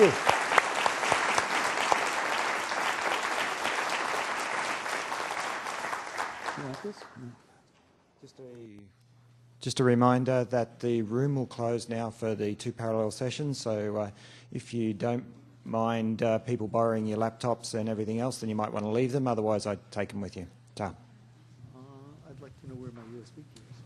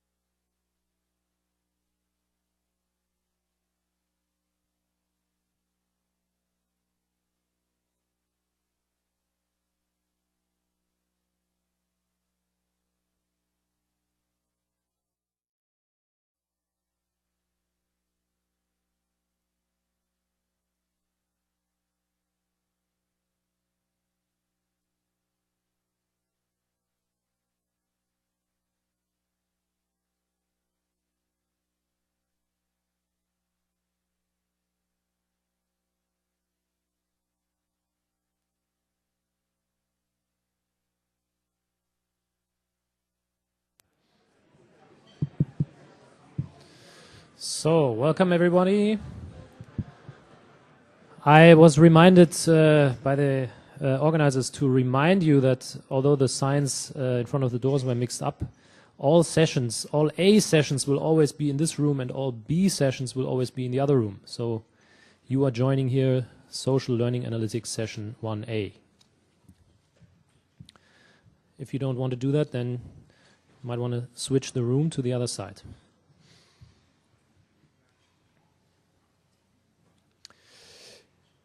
So, welcome to everyone. We have a very exciting session here today. Arguably, social learning analytics is one of the most interesting fields, I would say, because now with all these social media tools, it becomes possible to track also social traces that people leave, and this is what the session is going to be looking at. And we are going to see a lot of social networks, so it's also perfect continuation of Barry's talk that we heard before. I'm Tobias Lai from Tallinn University, and the first speaker of this session for a long paper will be Dan Suthers from the University of Hawaii on multi-mediated communities. I'll hand over to you. I hope your mic is now working. Is it on? Good. Great. Okay. Morning. Unpacking the title, we're going to look at socio-technical networks, people interacting through technology. It's multi-mediated because there's different ways they can interact. And the question is, what communities exist in those networks? This is work done with my student, Kar-Hai Chu, and also a shout out to Devin Rosen, who was on the project until last year. First bullet point, doesn't need to be said at this conference. Obviously, learning is increasingly technologically embedded. One kind of motivating question is what the synergies are between individual and collective learning, or individual learning and collective activity, if you will. That it's relevant to look at the community settings in which learning takes place. And indeed, perhaps learning is also a social affair. So this question demands analyses that let us move between levels of analysis, connecting different levels of analysis of learning in particular times and places and what their settings are. What is their social technical setting? So what is their social setting, other actors in their technical setting, through what media are they interacting? Take a little bit of a big picture here on learning before I go into the specific problem and analyses that I did. There's different theories about what learning is, and in particular about how being in a social setting fosters learning. So you can, first of all, you can be primarily concerned with the individual as the agent of learning, but also small groups. Some theories take small groups as the agent of learning, and others take larger collectives as the agent of learning. There's different epistemologies. What's the process of learning? The process of acquisition of knowledge. Well, one of them is indeed an acquisition metaphor, that learning is a process of acquiring knowledge or skills. But learning is also seen as intersubjective meaning-making. The learning itself is not an outcome, but a process to some theorists. And learning is also seen as participatory. The change of a person's position in a community, for example, through legitimate peripheral participation. So you see, there's different ideas about learning, and they all have to do with, there's different granularities, I guess, at which they take place. And I think this is actually partly a message for the field of learning analytics, that we need to be open to these different conceptions and also look at how they fit together. So I would argue that learners participate in all of these, for lack of a better word, levels simultaneously. You may choose to just study one, but it's good to identify the settings, the social settings in which learners participate, even if you're looking at individuals. So this is partly to motivate the fact that my talk is mainly about identifying communities. So what does that have to do with learning? Well, learning can be a community affair. The particular community or the particular social technical network I'm going to look at is called Tapped In. It was developed at SRI, which used to stand for Stanford Research International, but after they disconnected from Stanford, doesn't stand for that anymore. It just stands for SRI. And Mark Schlager, I think he was really ahead of his time, had great ideas about how to do this work, led the project.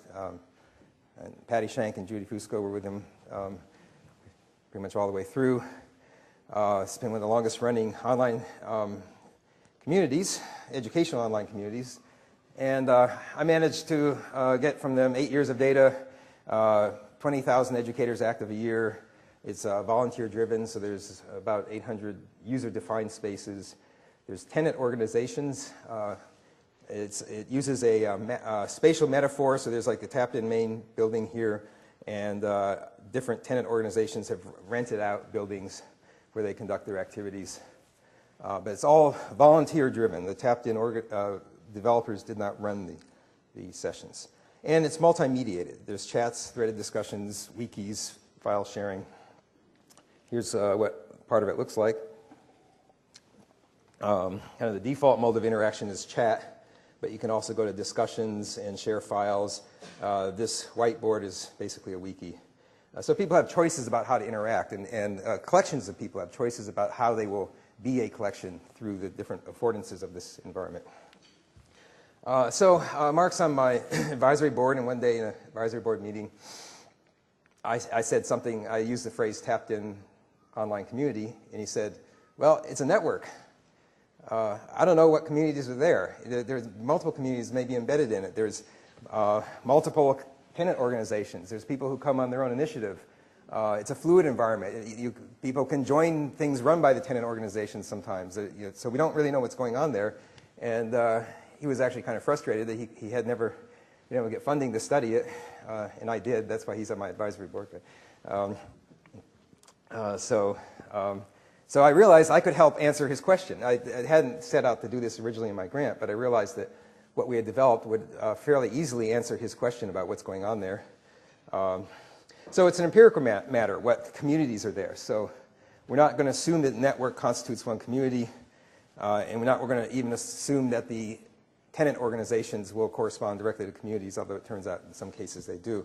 We're going to look empirically to see what's there.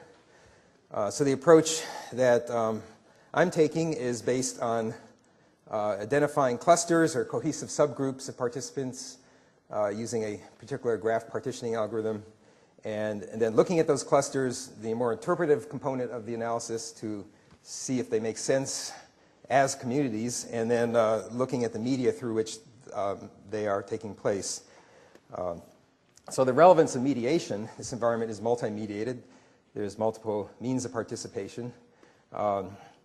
And we're inspired by an article by LAK and Smreta in the Social Networks Journal talking about how individuals' choice of media to interact with others reflects and reaffirms their relationships. Their particular example was you've had a child, who do you call up from the birth room? Probably pretty close to them. And by calling them, you're reaffirming that tie. Who do you send an email to later? So our thought here is that this idea can be applied to the collective level as well as the dyadic level. So communities are embedded in technological environments, and if there's multiple ways to interact, they'll make choices that reflect what kind of community they are. My example is going to be fairly simple. It's going to be looking mainly at files, discussions, and chats, but I think this is an idea that can be generalized to other settings. Okay, so what we do then is, the point here is that the approach we take identifies the clusters and their mediation simultaneously. It's not a separate step to ask what media do they use, because all media artifacts, all the digital artifacts through which people interact, are represented as nodes in a graph just like the human actors. We're using Latour's idea of actant, that artifacts and people, if you treat them empirically, not philosophically, but empirically as the same kind of thing, and then see how it works out, then it will tell you what kinds of things they are. I know that there's a critique of actor network theory of not valuing human agency enough, but this is just an empirical strategy. So we built an analytic hierarchy to meet some of our other research needs, to address the problem that activity is distributed across media. So sometimes what the participants have done is fragmented across different log files. So we reunite that into a unified analytic artifact. Another analytic problem that we're addressing is that log files record events, and that may not be the right ontology that you're interested in. You may be interested in interaction or relationships. So we need to be able to abstract to other levels of description. And also another need is that I see, this is another argument for different levels of analysis, a tie in a sociogram, or if you construct a sociogram out of binary ties between actors, you can see patterns that would be really hard to see looking at particular sessions, and that's valuable. But that doesn't tell you exactly how those relationships were established, what the interaction was, so we also need to go look at specific times and places. So these two approaches of analysis need each other, and we designed this hierarchy to approach that, to support that. So I actually presented this hierarchy at last year's conference and at the Hicks conference. Basically, we construct an abstract transcript that collects together events into a single artifact to be analyzed, and then we have a hierarchy of levels of description, and it looks like this. Suppose you have a log file of some sort. First, we replace those really detailed entries with, we abstract it to meaningful actions on the part of the actors. So suppose that these are 3 different people represented by the shading who are writing and reading messages in a forum. And then there's two directions of analysis that can be taken here. One is one which is not taken in this paper, other work, is to find the observed relationships between those events. We call them contingencies, reflecting how human action is contingent upon its setting. That can include things like they were close together in time, they were by the same actor, one was a threaded reply to the other, there's a lot of lexical overlap, there's semantic overlap, and so on. You collect together all this evidence, you get a big hairy graph, and then you interpret that as evidence for what you're really interested in, which is uptake. So for example, that we can now see that somebody wrote a message, somebody read it and wrote another message, somebody read that, and this person was an integrative person who was taking up from all 3. They actually read all 3 and they posted something. So that's the kind of thing that shows you. Today's talk is based on a different representation, which I'll have to explain a little more carefully. In this event notation, a node represents an event, and persons and artifacts are attributes. In what we call an associogram, which is really a bipartite multimodal graph, directed multimodal graph, we take those attributes out as nodes. So a person becomes a node, and an artifact becomes a node, and the event is represented as a line between them. So this is the event of message 1 being written by person 2. My pointer is showing there. Yeah, okay. The direction kind of represents a sort of dependency. So person 1 read message 1 at some point there. If you like to think in terms of state change or something like that, that's just a description of why the arrow goes that way. And so you can see that there's a cycle here, which corresponds to the round-trip dialogue between 2 people. So you can find interesting structures in these graphs. But today what we're going to do is we're going to take this graph and run a cohesive subgroup detection algorithm on it to find how do people and artifacts cluster together, and then we're going to see if we can interpret those as communities. If you prefer to work with traditional sociograms, you can, of course, do transitive closure, folding out the artifacts and get a traditional sociogram like that. So last year's paper for details on that. Here's another example. This is actually from the actual data that I'm looking at, and this was one tiny cluster that was found by the algorithms. I zoomed in to see what was happening, and this sort of shows you what kinds of things these graphs can show you in detail. So these 2 nodes are actors. The ones that are showing up as green here are discussion forums, and these are files. By the way, you can model at different granularities. You could have, these nodes could have been individual messages, so who interacted through a message, or threads, or discussion forums, or you could even have just one big node representing all discussions. And in a year ago, a Hicks paper, my student did an analysis that went through these different granularities of analysis. So let's you do different granularities of modeling. And this is kind of interesting because this actor has all green arrows going in, this actor has all purple arrows going in. That means that this actor, was creating most of the discussion postings, and this actor was doing most of the file uploading, and they're interacting through them. So it shows you there's kind of an interesting asymmetry here. 2 people who are closely coupled, but in an asymmetric way. But we're not going to look at this level of detail. We're going to look at the larger community, or larger network. I have to use the right word at the right time there. So we selected 2 years of, from the tapped-in data where they had their peak activity. A lot of painful work on the part of my graduate student preparing the data, dealing with things like mismatched timestamps and missing IDs in the log files and stuff like that. Through that process, imported them into our event format, which now makes it a lot easier to deal with the data. And so we imported data on chat forums, discussion forums, and file sharing. And the arrows are going to be representing accessing and contributing to one of these 3 artifact types. We filtered out some stuff that we weren't going to study. I guess in the interest of time, I'll not talk about that. So the resulting associogram, again, this is a directed bipartite multimodal graph which I call a sociogram because it represents the associations between people, and partly influenced by Latour again. Has 40,000 vertices, and about half of them are human actors. The rest are artifacts. It has over 200,000 edges in the graph.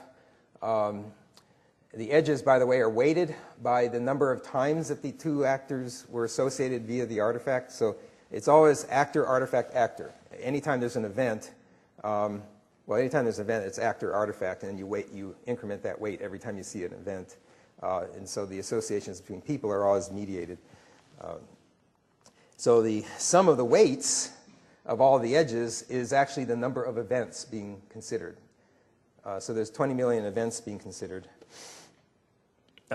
We can look in more detail, and this is in the paper, if you want to look in more detail at how it distributes across media types as a whole. But what we want to do is make this kind of chart for specific clusters in the network to understand what kind of mediation is this particular cluster.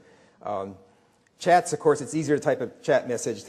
People usually take more time typing a discussion message, so that doesn't really mean that people chat more than discuss unless you make that claim at a trivial level. The in degree for actors for artifacts is reads, and out degree is right, because out degree means it's pointing to the actor that, is that right? I get it mixed up all the time. Yeah, the actor that influenced it, and it's reverse for actors, and all the numbers add up right. Okay. Another interesting thing to look at is that the average path length is kind of surprisingly small, especially given that if you divide this in half to get the path length between human actors, it's really small. It's largely due to this tapped-in reception room. By default, a new account will log into that room, and then somebody will chat in that room saying, hi, do you need any help? And that puts a link in my graph. So that makes the path lengths really short. We actually had to do an analysis taking that room out to see if the results change. And the basic results were the same, except for one issue that I get two communities with it instead of one that I'll show you later. Okay, I should move on to the what the results were here. So again, what are we doing here? This is a network. The communities are embedded. We want to find them. We'll define them as cohesive subgroups that have some kind of identifiable common identity, purpose, or task. That's the part that's human interpretive. I have to look at it to see. We use what's called a community detection algorithm. This is kind of an overuse of the word community. This particular algorithm is a modularity partitioning algorithm. It takes all the nodes in the graph and it puts them in the partitions, which are not overlapping. That's what a partition is. But in partitions that are designed so that the linkage within a partition is greater than the linkage between partitions. That's called modularity. For you computer scientists, it's an NP hard problem to get the guaranteed best solution, which means it's practically impossible. So we always do try to optimize towards, we try to approximate the optimal. And I use Gephi, which is a real nice new open source network analysis software because it handles large graphs and it's also a nice interface. And so then I looked at the properties of the high degree nodes in each partition. So find the clusters, figure out who's active in the cluster, look at it, see what they are. Okay? So here's a visualization of the whole network in an open ORD. There's citations to the Blondel's partitioning modularity algorithm and the open ORD layout algorithm. Both of them are designed to deal with these large graphs. If you run a traditional algorithm, it will take days. And this is too hard to look at. So one thing you can do is you can break out the cohesive subgroups, and we get ones of these sizes. We don't need to talk about the details here, but we can see that there's two big ones that are kind of, the layout algorithm puts closely related nodes close to each other. So we can see that they're, those top two ones are really closely related to each other. So let's first look at this P3, because it gives you an example of when it's easy to interpret something. We're going to dive in to look at the high degree actants. So I go into Gephi. These are the modularity classes. The colors are different because they always change the colors. You click on group, and your graph suddenly goes like this, which is not very helpful. But then if you click on data laboratory, note up here, you get folders. You open up a folder for that modularity class. You sort by degree or weighted in degree or whatever you want. Here by degree, suddenly every single high-ranked actor has the same organizational affiliation. So this network, the algorithm knew nothing about what these nodes are, and it was able to find that this is a very cohesive community within Tapped In because they're all from the same organization. The top two ones are chat rooms in terms of degree. But because there's more chat events than there are discussion events, you got to be careful about saying that means they just chat. It turns out they actually had fairly good use of discussions as well, a lot of reading discussions. So this tells you something about what their characteristics are. And then I went to my Tapped In colleagues, and they said, yeah, that school was a tenant. They had a communities of practice program, mentoring new teachers somewhere in the Midwest. And indeed, all these actors were members of this school district. So that shows you how you can find that this one happened to correspond to a tenant, but you could discover communities that are in your environment. And also who is not a tenant who is participating. How do people cross over between different actual communities? So I got way too little time left. Interpreting the two largest clusters took more work because the role of Tapped In reception, I'll just kind of step you through it visually. One thing I did is I applied a filter. I graphed just the high degree nodes. This is the reception room. These are the highest degree actors. And notice they have strong connection to the reception, but these partitioning algorithms don't allow overlapping communities, so it forces these to be in the different communities. But clearly they have a strong association. These actors are doing something in that room. And okay, you can read the papers for the details, but if you look at the first partition, the high-ranked actants are rooms, and they're all rooms that are owned by Tapped In and that function to welcome and route newcomers to public venues. So I see this as the, and many of the actors, a high percentage, are only associated with this room. They don't have much connections to anything else. So I see this, and it's chat-based, yeah. And it's not really being a community, but rather kind of like the larger network for legitimate peripheral participation, if you wish, where new people come in and they're welcome, they're directed to where they need to go. Whereas this other one that is closely related to it, the top actants are human actors who are the most active volunteers in the system. One of them wants me to tell you who he is. Jeff Cooper, north of Portland, wants to be acknowledged for his work. I asked him whether he minded my talking about his stuff. Sorry. Okay. And so these highly ranked actors are also related to a diversity of rooms owned by different tenants, but all of them were used to host these after-school online events. So we interpret this, and these two actors regularly facilitate these events. So we interpret this as where the community associated, if you will, you can argue about whether to use that word, but it's the collection of people that participate in these after-school online events regularly as facilitated by these two people. And then we go on to other ones. You can read about how I interpreted it in the paper.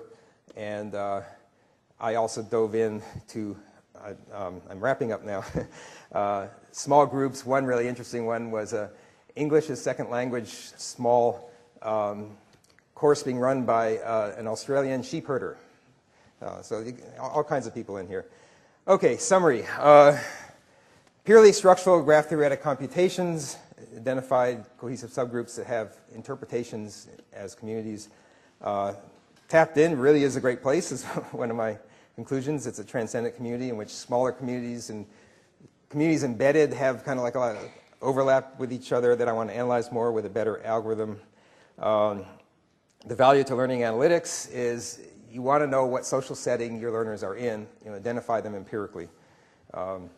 We need an overlapping community algorithm, which I can talk about later. And we can dive in to examine the activity of high-degree actors, and I'm doing that in other work that I don't have time to talk about. Watch for this in future papers.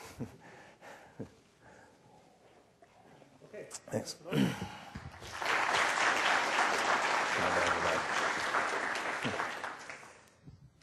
Okay, we have 5 minutes for questions. There's a microphone, so be bold and step up. Yes. Shout out.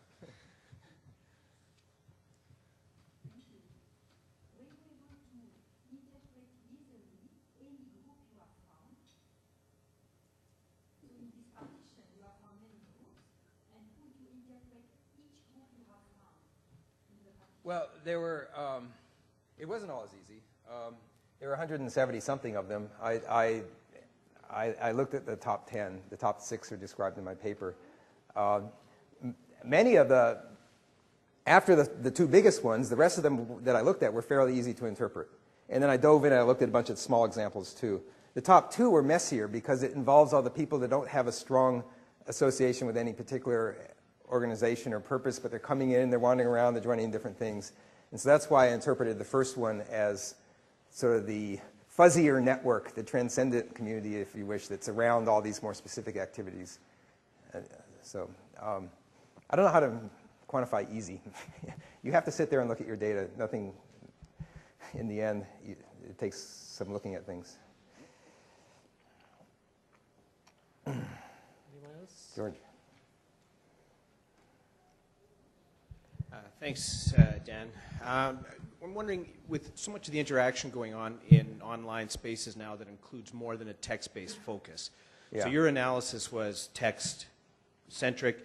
Have you considered looking at sort of the, and obviously any multimedia element could be an actant like any of the other points you referenced there, but have you looked more at sort of what's the impact from a multimedia perspective and how? That's actually where this work came from. Originally, we developed these contingency graphs, not the associograms, looking at students interacting through a whiteboard and a chat. And the whole idea of uptake came from that, because you can't analyze that situation using media-specific relations like reply or adjacency pair. So I came up with the idea of uptake so that I could look at cross-media stuff.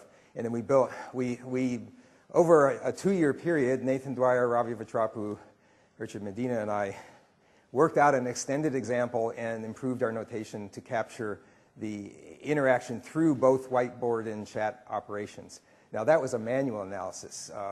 Automating the whiteboard analysis would take some ontology of what kinds of moves there are. And actually, I think Ura Koppe did some, or one of your students did some work on this about 10 years ago about analyzing operations in a workspace. So there is work out there on that, and I haven't applied it yet for the automated part.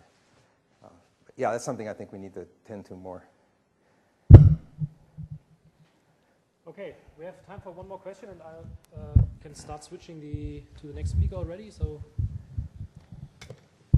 go ahead. Dan, based on your present research, how much actually of the impact of the content itself, and basically have you considered the use of any kind of content analysis, especially given that you are working with large-scale networks? Yeah.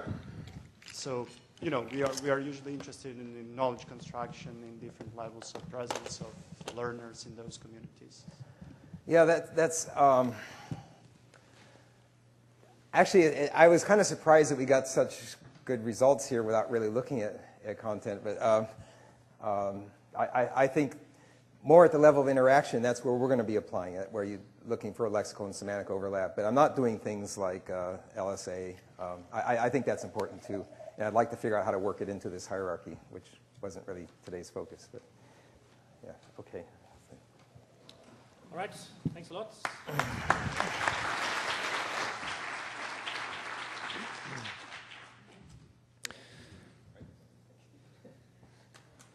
Do you want to use this or? Okay. But put it on the table and I'll take care of it. Okay, next speaker is Speaker Schroyers from the Open University of the Netherlands, and she's going to be looking at networks in workplace settings. So I'm pass the floor over to you. So, hello everybody. I'm really pleased to be here in Vancouver to present to you a tool which we developed to analyze informal workplace learning. We are trying to see the tool more as a method and how we work. But before I will elaborate on the tool, I would like to frame a little bit this presentation so that you know what we are doing and especially why we do what we are doing. So I work at the Open University of the Netherlands, and I work at a kind of special department, really fun to work at. And we are completely funded by the Dutch government, and they installed our department because they wanted to support the professional development of teachers. So we need to do research on the professional development of teachers, but at the same time support the teachers in doing it. And our special focus is how the teachers learn informally in the workplace. So we investigate informal workplace learning, and we see informal learning as dealing with tacit knowledge. It's really complex. It's mostly hidden, it's invisible. Sometimes even the teachers are not aware that they're learning while they're learning informally. It's mostly aimed at solving work-related problems. We believe that's a really important driver for professional development. Even in the research area of professional development, they see that the really formal professional development activities are not really effective for the teachers because they're not related to their practice, they're not solving their real problems. So the focus of the government is now really changing to the lifelong learning and the informal learning and how we can support that in the, for the teachers. Now, it's maybe strange that I'm here at the Learning Analytics Conference because our research is not online.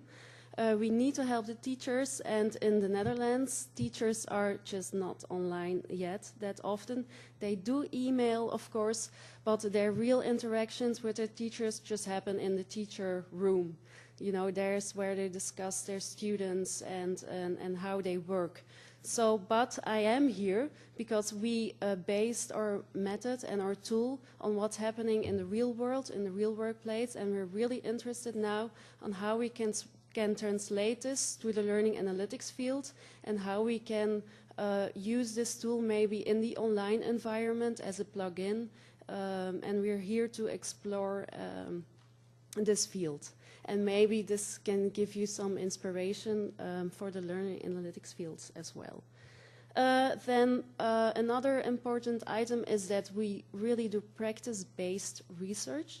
So we really work in the real setting with the teachers. So the tool that we create is also for the teachers themselves, that they can really use it and reflect on it. So the visualizations need to be simple, understandable, and easy to use. So it's not as complex as we saw of then, because that's way too much for the teachers. So we really wanted to be also a reflected tool.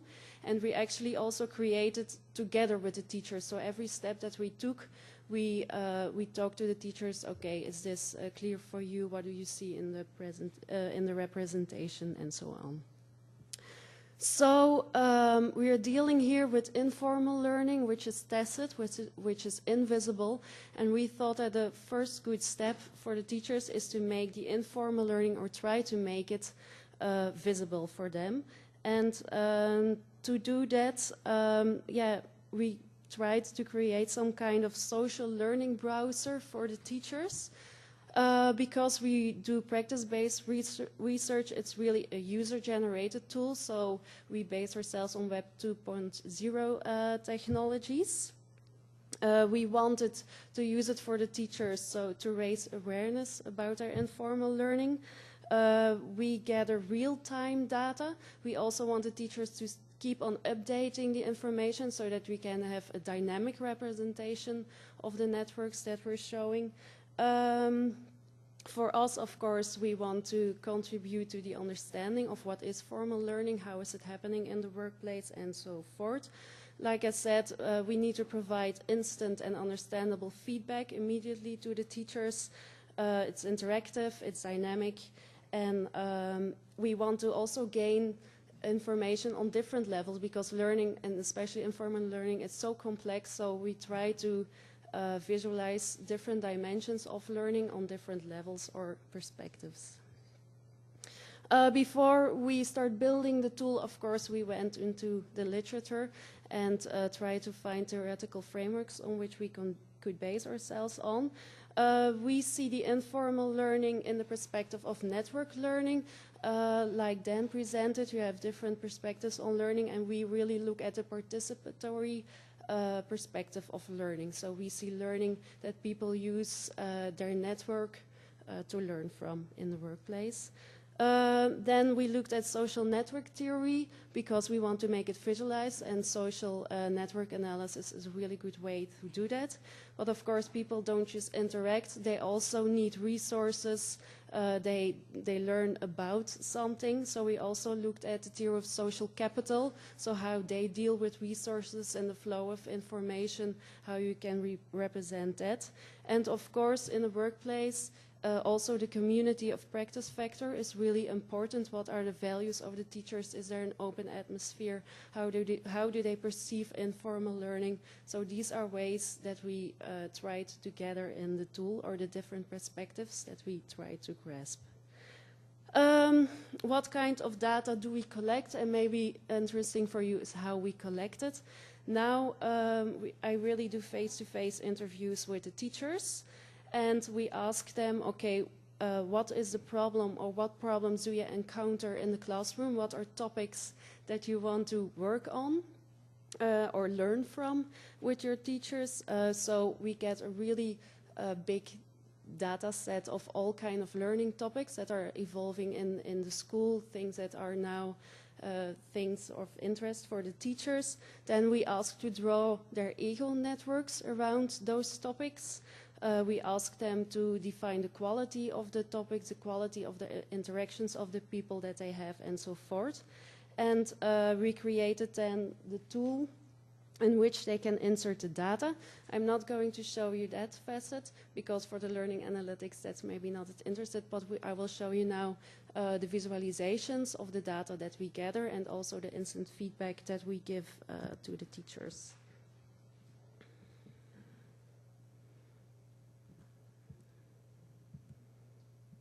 Okay, so it's a web-based tool.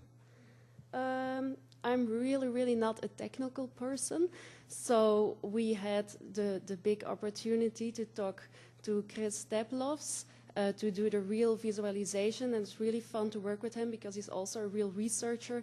So reality is a really complex phenomenon. And he did his best job to try to visualize what we wanted the teachers to see, and I think he did a really great job. So what you see now is this is the tool, and those are the teams that the teachers in the schools that we are investigating are working on. I'm sorry, it's in Dutch, but it's like cooperative learning, differentiation, classroom management, you know, the really topics that are now really relevant in education. And you see that's a kind of a tag cloud, so the more people involved are saying that I'm involved in this topic, the bigger the words get. It's really nice for school managers to see that, so they know what the teachers are dealing with, what are their problems, what are they working on. They find it really valuable to see it. Then you can browse through the different topics, and you can see the network of the people that are dealing with this topic. Now, in this specific project, it's like a school cluster is the people that we work with, and there are different primary education schools, and they want the teachers to work more together above the schools. So the colors are like the school organizations, so you can see clearly, okay, people from this school are also interacting with people from that school, or it's really clustered, the information exchange is really clustered only in one school and not above the different schools. So how can we create interventions to get more knowledge exchange between schools, between teachers? And teachers can scroll around it. So the different perspectives are then on the organizational level. So you see all the content and the topics they're dealing with. Then you can also click, for example, on a person, and then that person can see his own ego perspective in that domain. and also his overall ego perspective. And here you see, for example, this person has disconnections and he is dealing with all these topics. And then you can click again, for example, on a topic, and then you see all the people not so connected. You know, teachers are not so really connecting and knowledge sharing, especially not in primary education, because they're just in the classroom and then go home again. And based on these findings, we try to find interventions with the schools on how they can stimulate the knowledge exchange. And also we present the visualizations to the teachers and say, okay, you're dealing with this problem, okay, but you're only talking with this and this and this person. What can we do to to make your informal learning more broader? So you can also scroll per school, for example. This school is not dealing with that topic. So you also see that if you click on a school, the topic list changes. So you see what schools are dealing with what themes. Okay, so if I click all, click on the biggest one, cooperative learning, and you see all the people involved. You can also move around the text. Okay, so that's how we try to move between different levels, so people see their own learning, they see the learning in their own organization concerning a certain theme, and they see all the themes that their colleagues are learning on. That we will do a better demonstration and a longer one during the receptions, so you're all welcome to discuss with us the tool and how we can implement it maybe more in the online environment.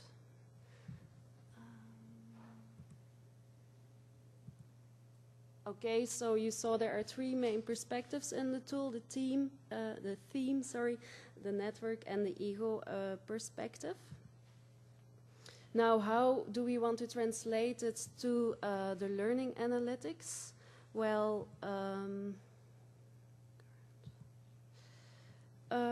yeah, we are wondering, okay, we collect all these kinds of data.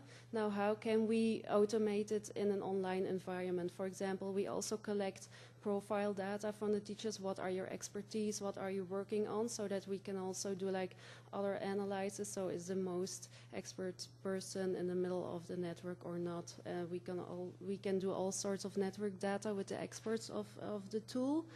On the individual level, the TIE level, the network level, and maybe also on the community level. For example, we saw in the school that the managers are using really completely different words than their teachers, talking about the same topic, and there was really a distance between the managers and the teachers. So you see that there wasn't really a community between management and the teaching, and now they're trying to work on their, to become closer together.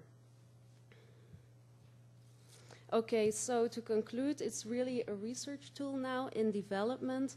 It's a social learning browser, so that teacher can browse in their personal learning and the learning of their colleagues. We try to give instant feedback. And we see learning as a form of value creation, because the next step is that we go to the teacher and say, okay, this is your network, this is the learning, but what is the value you get out of it, so that we can use it also for the teachers in their talks or in their career opportunities, in their functional talks with their principals. Okay, I do all this for my professional development informally in the classroom. These are my networks, and these are the outputs of my informal learning. So people can detect multiple networks in their organization. People can connect ideas. They can find other people who are dealing with the same problems. And we define our interventions in the schools to discuss how we can stimulate informal learning in the workplace. Our future plans is I'm actually starting up an internship at the UK OU with Simon, how we can implement the tool in their social learn environment, so that we can start up the learning analytics connection between our real-time learning and the online learning. Okay, so thank you.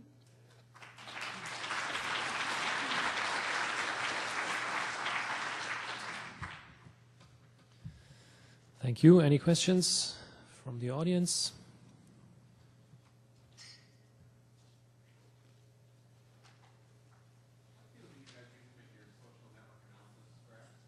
Sorry? What tool do you guys use to make your S&A graphs? That's a question for Chris. I wrote it myself.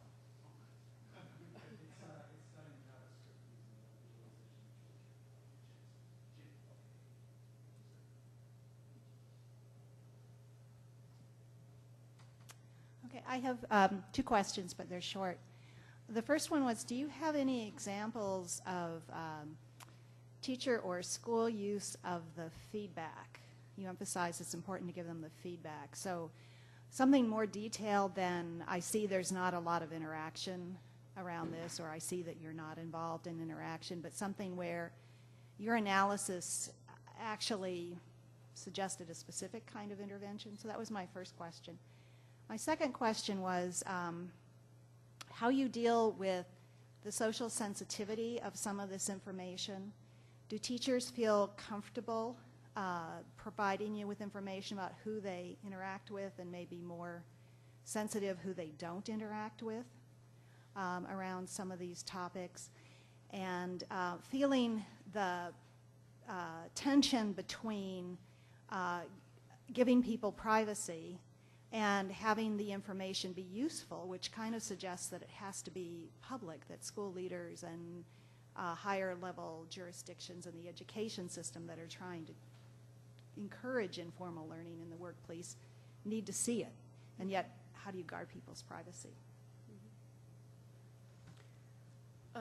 Okay, first of all teachers have a personal login file.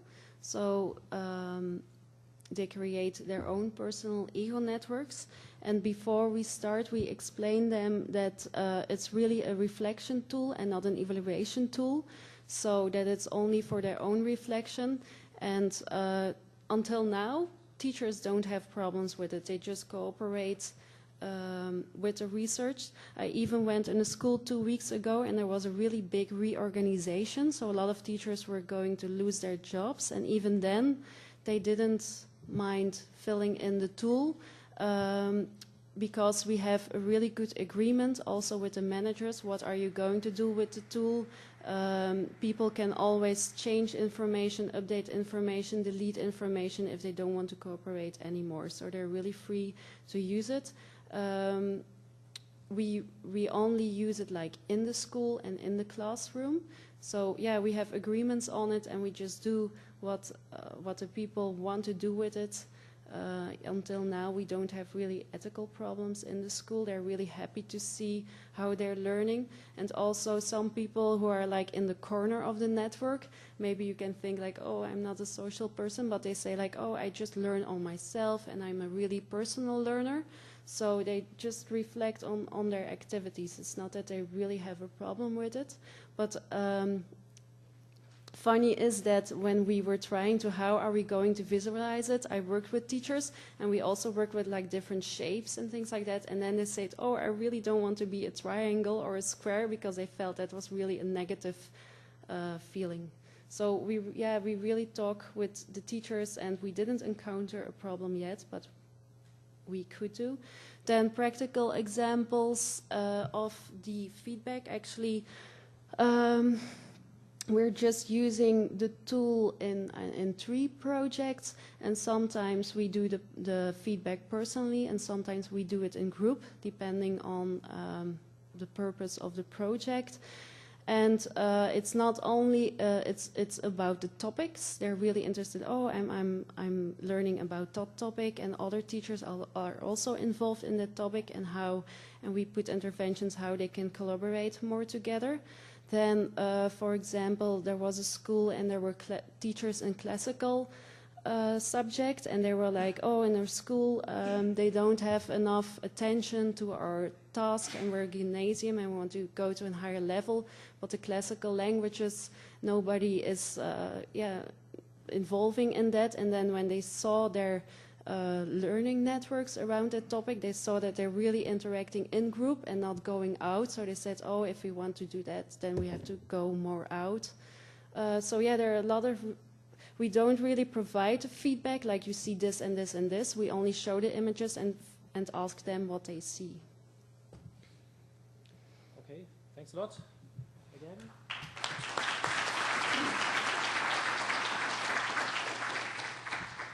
Could we have the next speakers up here?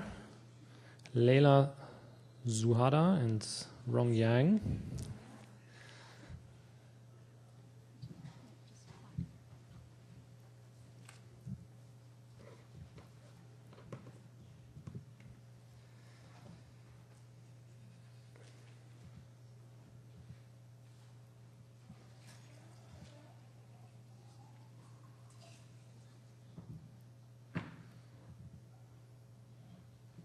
This one? Is that the one? Okay, this is another short presentation, and topic is on cyber learners and learning resources, and happy to pass the floor.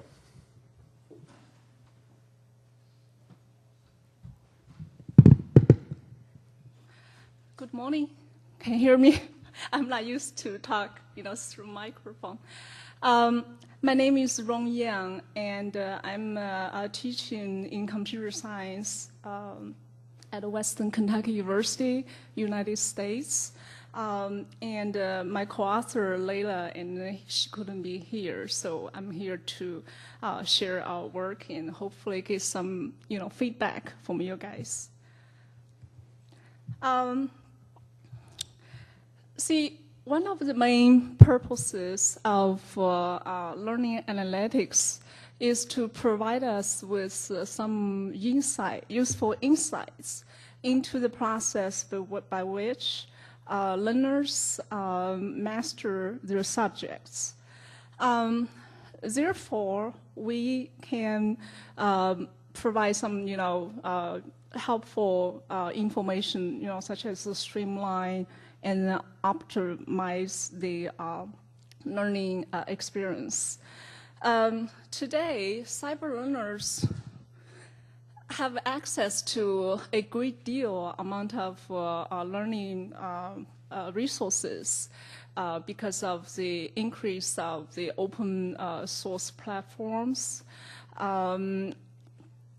At the same time, such increase has caused difficulties for learners to be able to get hands on the information they're looking for or appropriate material they're looking for effectively.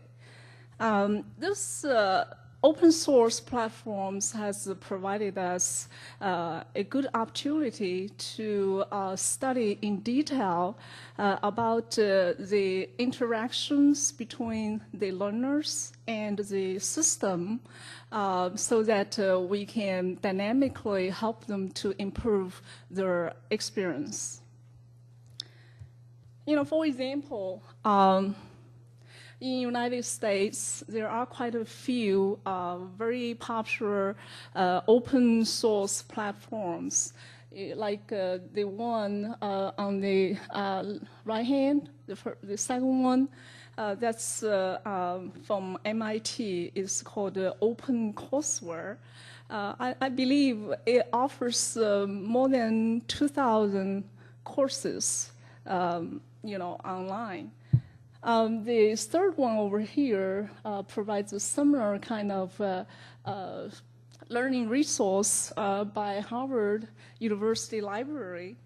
Also, the Stanford has online courses. It's free to the public in artificial intelligence and machine learning. At Western Kentucky University, we have an open source platform called Hyper Mini Media. So we, operate it as a HMM. So that's the first one. Our research was set out to try to answer the following few questions. The first question is that how can we detect a community of similar cyber learners based on the structure of a huge social network? The second question is, how can we present this interconnection among the communities visually to analyze cyber learners' behavior? And the last question is, how can we apply our results to build a community-based recommender or recommendation system? Our research is based on the WKU's hypermedia I mentioned earlier, which has been in active use for about 6 and 7 years. We mined the log file of the system, and in our research in trying to analyze the learner's behavior. And here are some kind of features about the platform. So it's an open source educational resources that are trying to provide the materials for our client from any place at any time, and hopefully in many ways. We use state-of-art data mining algorithms and provide the web services to deliver also the learning resources in different kind of formats through the Web 3.0. So, you know, the Web 3.0 is more like the people and the machine are helping each other out. It's not just the interaction between people and people anymore. Just like, you know, some of the speakers has mentioned early, when you trying to search for books on Amazon, and the machine is trying to help you and say, hey, somebody has, you know, looked up this book before, has purchased this book before, also has bought those. So it's kind of make it more efficient to help you find what you need from that website. This platform also provide all different kind of searchable content. You know, we have a metadata search, semantic search, and also visualized and then cross-language searchable content. And also we provide a semantic recommender system. Well, this many resources are arranged in a hierarchy, you know, manner to help learners to zero in on the topics that they are interested in.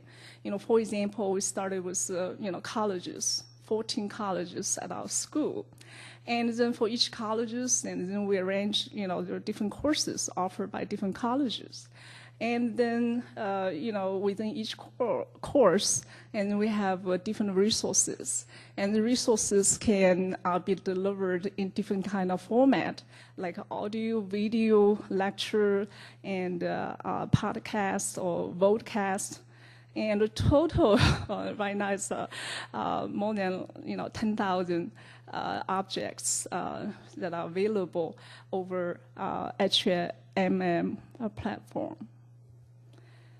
We have discovered that the majority of our learners prefer to use the visual interface. If you look at this statistics pie here, it's almost 60% of them using the visual interface. Well, this is great, but it raises questions. First of all, are there any limits? In other words, is our cognitive system able to deal with such a vast amount of resources? And second question is that, are cyber learners able to find what they really want? In other words, are they successful? Okay, you probably have heard of this, they call it short-term memory, which was discovered by George Miller in one of his famous papers. Do you guys remember the name of the paper? No? I don't remember the name exactly, but but basically is to discover that we can remember pretty much from 5 to 9 things. Okay, so this is called a magic number, 7 plus minus 2. So this is a short-term memory.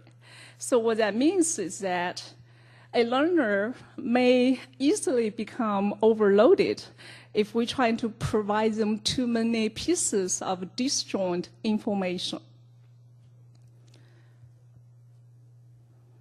And right now, we are providing our cyber learners with a semantic recommendation system, so which will give them the related search. But this may not be enough because of this short-term memory fails. So now we're trying to, ask ourselves, can we help our cyber learners to remember those learning resources by linking or relating them conceptually to other resources? Okay, so in other words, we are looking for more focused help to our client.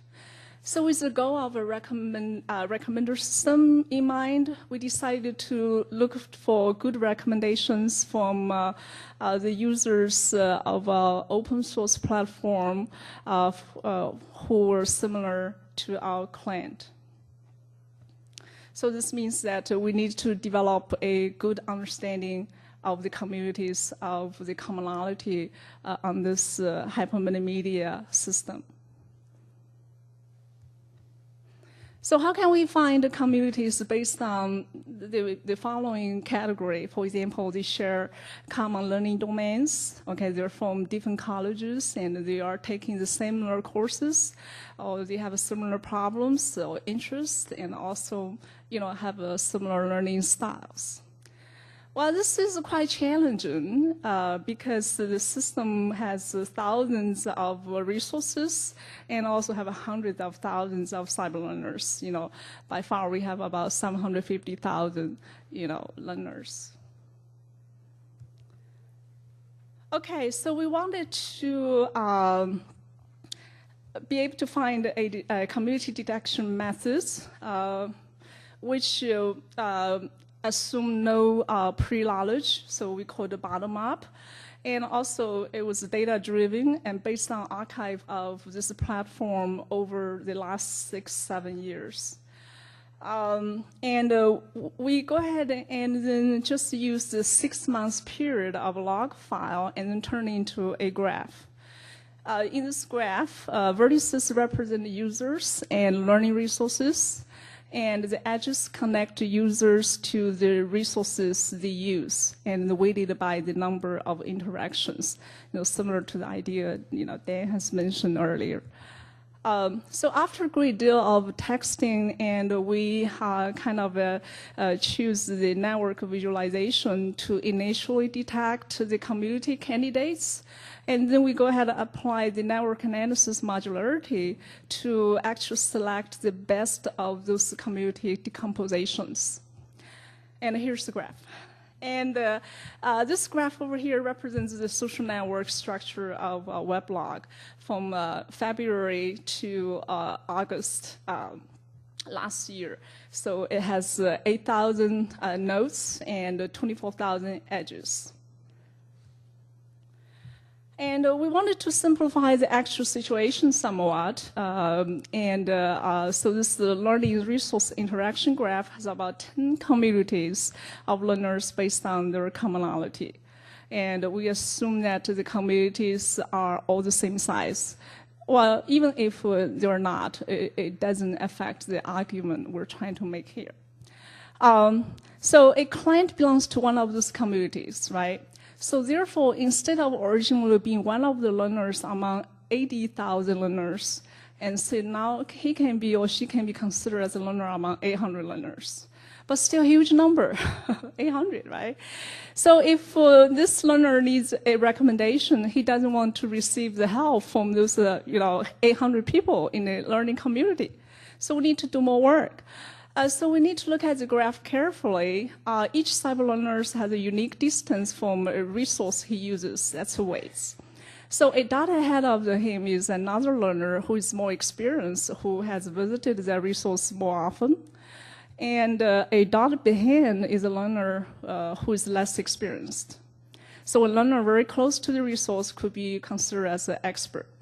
So now we were asking, do we want to intimidate our learner with an expert, or do we just go ahead and provide them some information from the client who is closer to him or closest to him?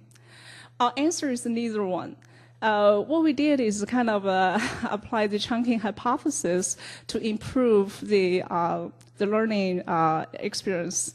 Actually, we have used this kind of hypothesis in our daily life, like telephone numbers. They're 10 digits. We hardly memorize them, right? But we kind of divide them up into area code and all that, so it's easier for us to remember.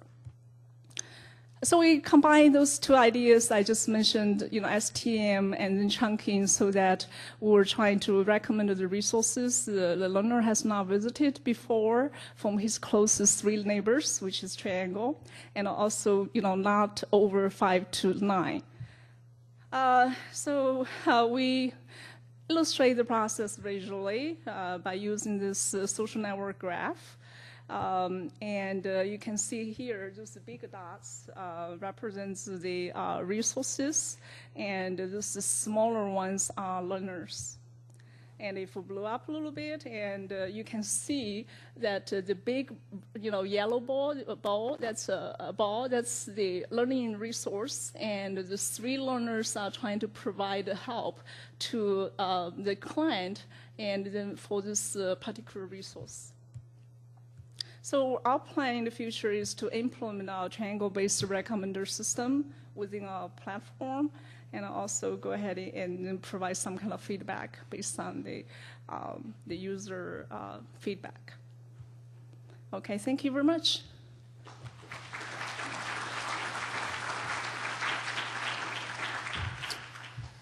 Thank you as well, and we have time for some questions.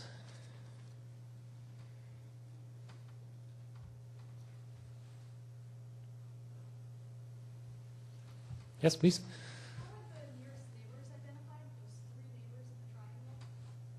Yeah, that's a community base.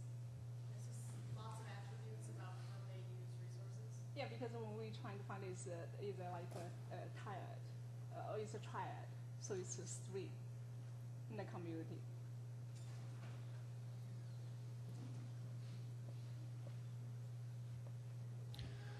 Yes. Another question? Yeah. I'm wondering about whether you're empirically checking out this 7 plus or minus 2 thing, because those were studies of what we can retain in a rehearsal loop in our mind, but with rich visualization interfaces, I think people can deal with more than 7 pieces of information, because we rely on external artifacts to extend our capabilities. So I just say be careful about using that as a justification unless you actually have empirical studies showing that limit applies in your setting for the reason I just gave. I think we're just trying to limit the amount of information that we recommend to our client. So that's just provide some kind of theoretical base, I guess. Yeah. I've seen this theoretical base, this line of empirical work kind of overused as saying we can never deal with more than 7 things, but we can if they're externalized in a nice way. And I'm interested in following your work, by the way. I just wanted to give you that suggestion. Don't know. Okay, any other questions here? We have one more. And John, you can maybe come up and we can switch.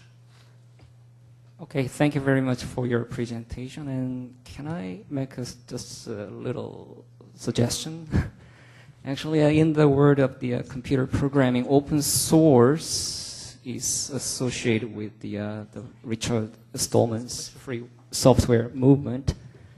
And I wonder those open source courses are related to the open source programming. And it's a little bit confusing. I guess open access is a little bit more appropriate.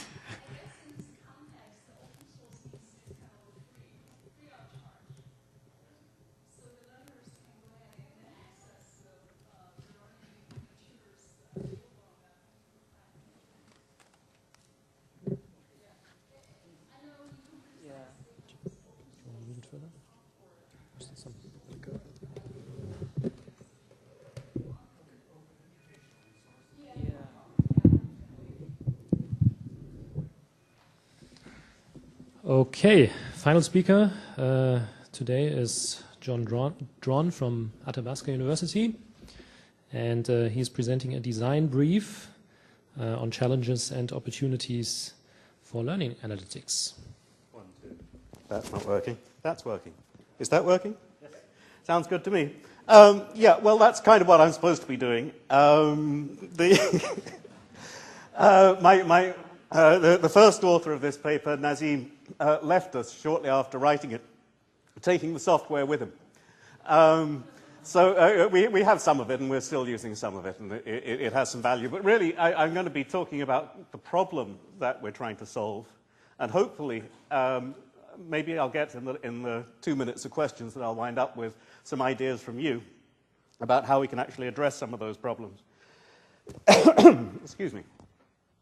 So just to let you know that Vancouver isn't always like this. This is the view from my house, which is quite good. Sorry.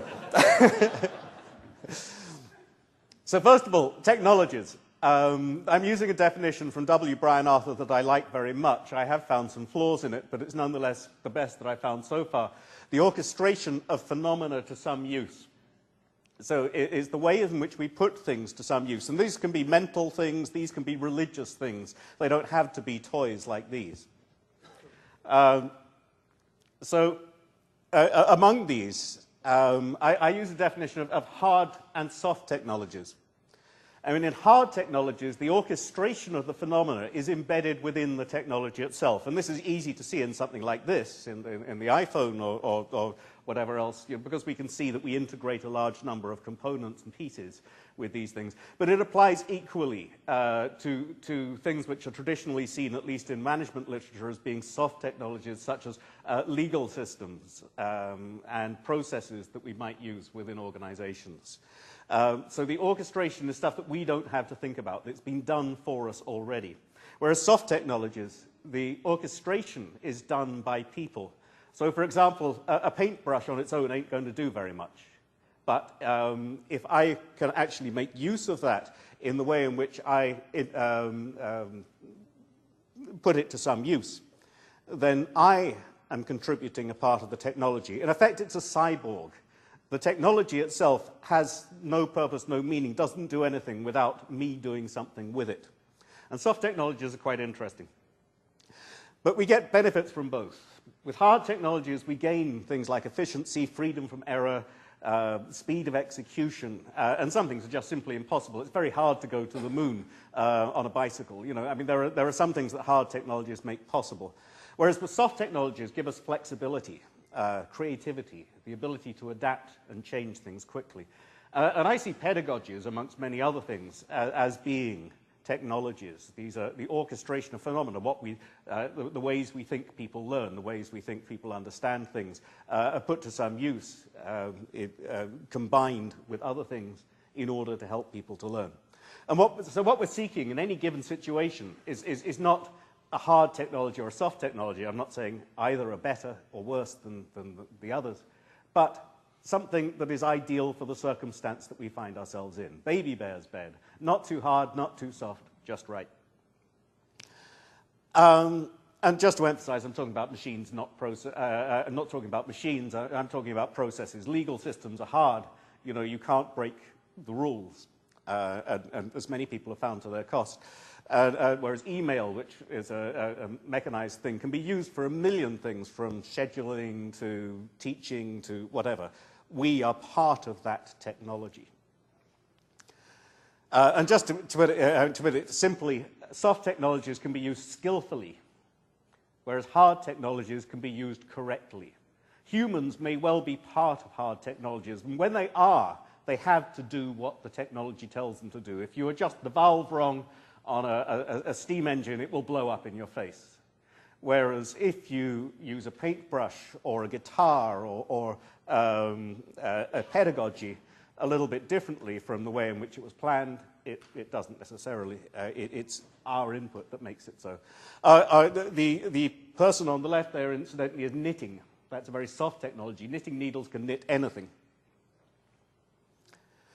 Another important thing, all technologies are assemblages. There is no such thing as a unit of technology. All technologies exist in relationship to other technologies and are made of other technologies. It's how they evolve.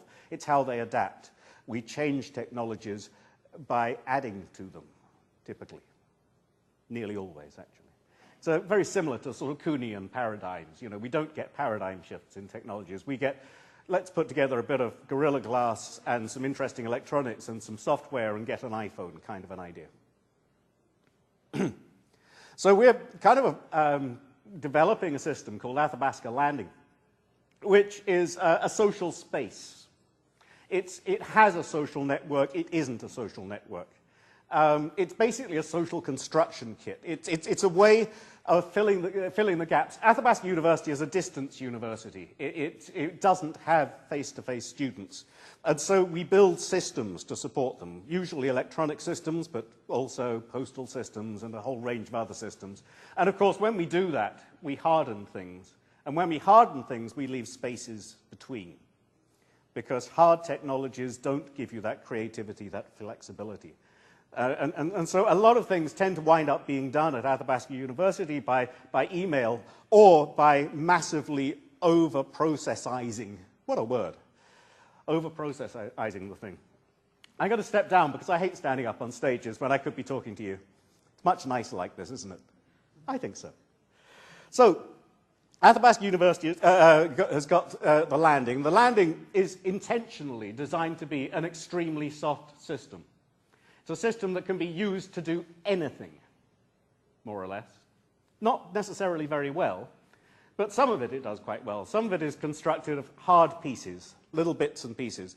And those hard pieces, as we assemble more hard pieces, things become softer. It's a fascinating thing. You know, if for instance, you have a learning management system that only allows submissions on a particular day of a particular size, and you have a student who needs something different, well, what we normally do is say, oh, well, mail it to me, or something like that. So we're adding a technology to make it softer. We're adding two hard technologies together to make a softer one. And that's how the landing is built. Lots and lots of uses. It's designed for everybody within the university, not just students, not just for people particularly learning, but people researching, people doing administration, people doing anything that people do within a learning community. So it's not a purpose-built learning system, but we hope that learning will happen. And it's designed to cater for what Terry, sitting in the corner over there, and I have talked about as three distinct social forms that social media enable.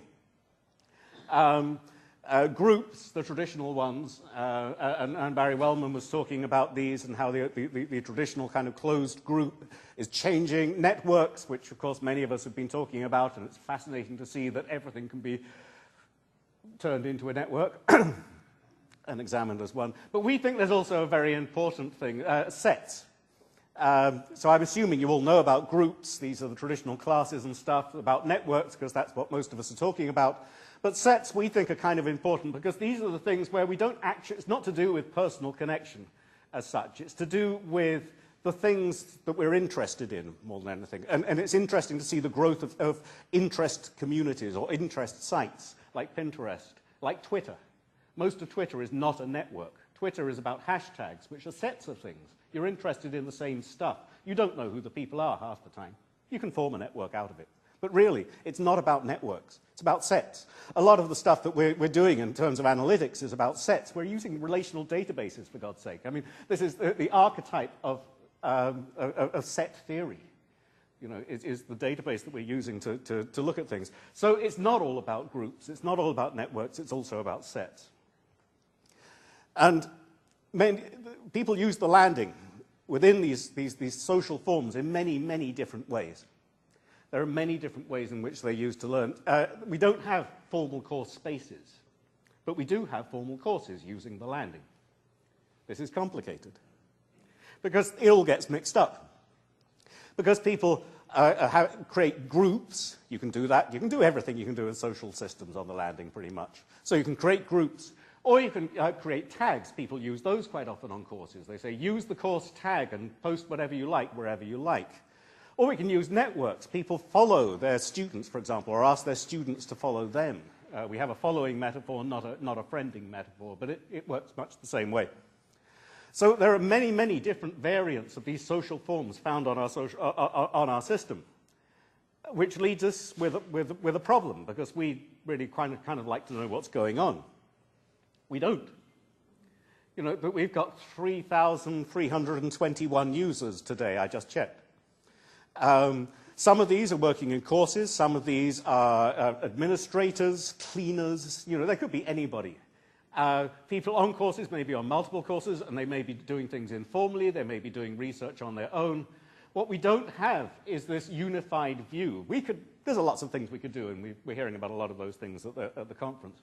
So what we need is an analytic system that can cope with both this formal stuff that's going on and a lot of informal, ad hoc social networks that are happening, as well as interest-based sets that are occurring. And that's why we've created what we named in the paper Lassie. We haven't actually used that word. We call it AU Analytics, which is boring, whereas Lassie sounds good, doesn't it? Go fetch me some information, Lassie. Learning analytics for social systems or software, I can't remember which, in education. And basically, it's free-form analytics. There's nothing particularly smart about the version that we have on our site. We have two versions of the thing, in fact. We have the one that I'm familiar with, and the one that Nazim would talk about if he were here, but he's not, which is a standalone version. The standalone version could be very interesting. I wish I could tell you more about it. Because the standalone version lets us do some pretty smart things. It lets us identify the people within groups and look at the activities, what they're posting, what they're looking at, what they're commenting on. And it lets us look at the networks, the relationships that they have with other people, and to see, again, for clusters, what they're looking at, using simple degrees of separation, nothing special. And it lets us look at tags. It lets us look at the sets of things that people are looking at. And how am I doing for time? All right, 1 minute. Good, 1 minute is plenty. So we have a real big problem, is asking the right questions. What we've got is this enormously soft system, deliberately a soft system. And we don't have, but we also have overlaid on top of that hard systems, courses, which have, where tutors are telling people, you must post this to this blog, you must contribute to this discussion forum, you must do this reflective learning diary. And therefore, identifying the different kinds of learning that's going on is fiendishly hard. And that's why we need this very, very flexible kind of system. We found a few things, but I've got about 10 seconds. 2 minutes, 2 minutes. I've got 2 minutes. So Nazim has found a few things by using his tool.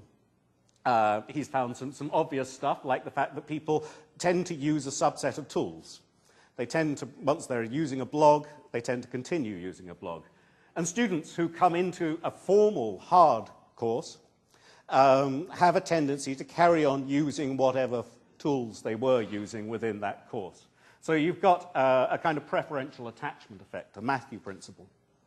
I spelt principle wrong. That's what happens when you're using a soft technology, you see. I thought that I would do this using a soft technology to see what happened. I just write it. And it needs skill, and I don't have the skill to spell principle. We've found that there tend to be a bunch of different preferences that cluster around groups. And again, this relates to the same kind of thing, that people get introduced to this within a formal context. This isn't a free-form system. This is a system where some people are being introduced to the notion through a formal environment, through a hard system. And that means that they tend to share. People who've been in the same groups tend to share the same interests, the same ongoing interests after the group has ended. It's let us play around a little bit with what happens when you take people out of a social network. You can't actually take people out of the landing without killing everything in sight at the moment. We are trying to deal with that. We've actually, I think, only deleted about 3 users since we started. We disable users, but if we delete them, it deletes all their content. And that can become enormously complicated. I know I experiment with taking me out of the system, and I have created help within the system and all sorts of things that just disappeared. So this lets us play around with what happens with removing hubs. And we have found, or rather Nazim has found, he tells me he has found, I haven't seen these results, but he tells me he has seen that when you take people out of hubs, out of a social network, that they do turn out to be, or our social network at least, turns out to be scale-free, which means you can take most nodes out very easily, but if you take something which is very highly connected out, it basically destroys the entire network. And that's true. And I shall now stop. We want to do many other things, but that's it. Thank you.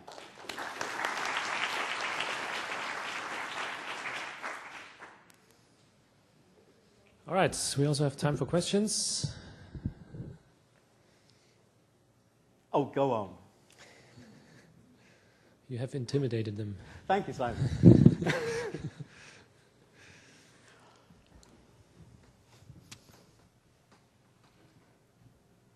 So, is there any role for theory in designing social learning analytics?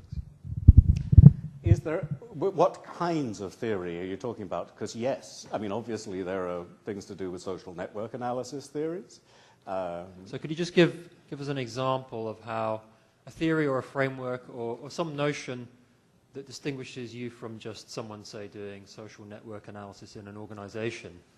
And that, I think, how might that have shaped your thinking in a formal and perhaps more ad hoc, informal, improvisational way, given the way that you do your work? It's an excellent question. And, okay, and that's I mean, it's a serious question, right? Yeah, and it's precisely the kind of learning analytics conference. So we're trying to figure out what the role of theory and all this stuff on educational research has to say for technology design. That makes the second question. So I'll try and answer both. Because, I mean, this is kind of the point behind it. What we're aiming for is a soft analytic system, which means to say that we don't know what questions we want to ask in the first place. And we don't know what kind of answers we're seeking in the second place. This means that it's not about looking at and analyzing networks. It's not looking particularly at qualitative analysis and storytelling, although that all plays a role. The point is that we bring whatever theories we have to the table, and then we have a means of at least exploring, not testing them, but exploring them. So we can have a look at, for example, the different kinds of pedagogies that we might use within different groups, the different kinds of technical construction, socio-technical construction, I guess, that we might be using when, for instance, I mean, in my courses, I tend to say, well, students, you do what you like, basically. Just remember to tag it. And what I'm doing there is applying approaches based on my beliefs, which I want to test, about ownership and self-direction. Others will be doing using a different set of things. The point is that what we're aiming for really is something that's so soft that it's open to any theory. Does that make sense?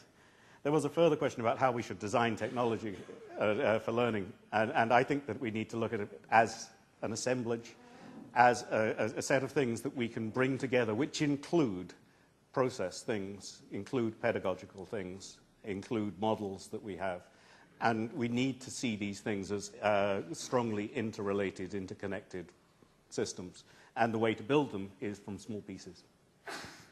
So this word assemblage has come up a couple of times. There's a whole community trying to think about assemblage and emergent design. Yeah. Yep. And can you give us a name or a reference to if there are people here interested in this notion of assemblage, which I think is quite appealing when you don't quite know what you're doing, but you want to do it more than just at random.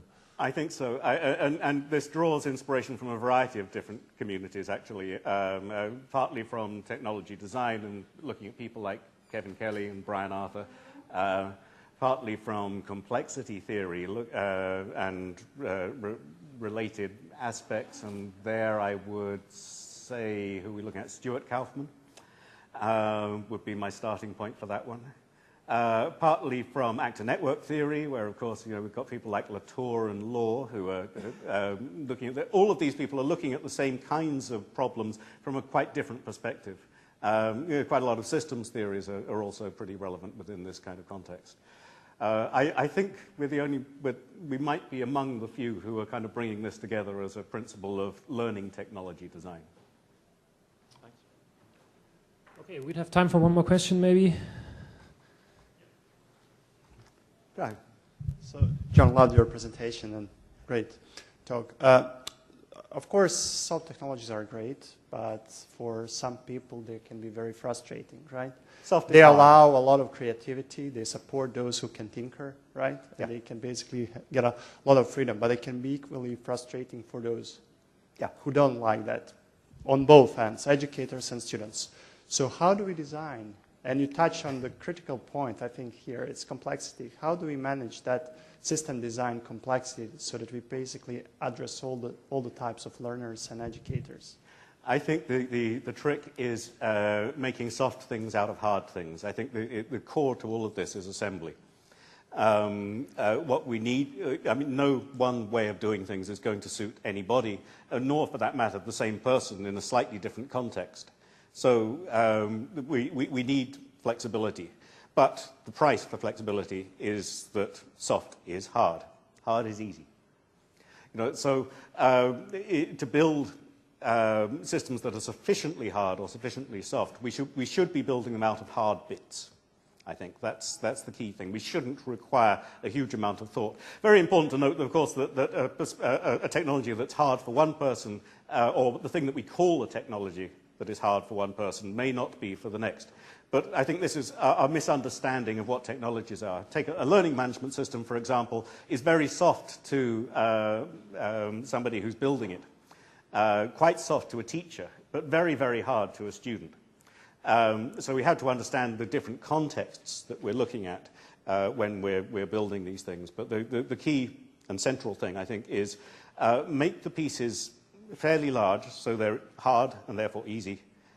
Put the pieces together to make them as soft or as hard as we think is necessary at any given time. And that, of course, is a big and separate question.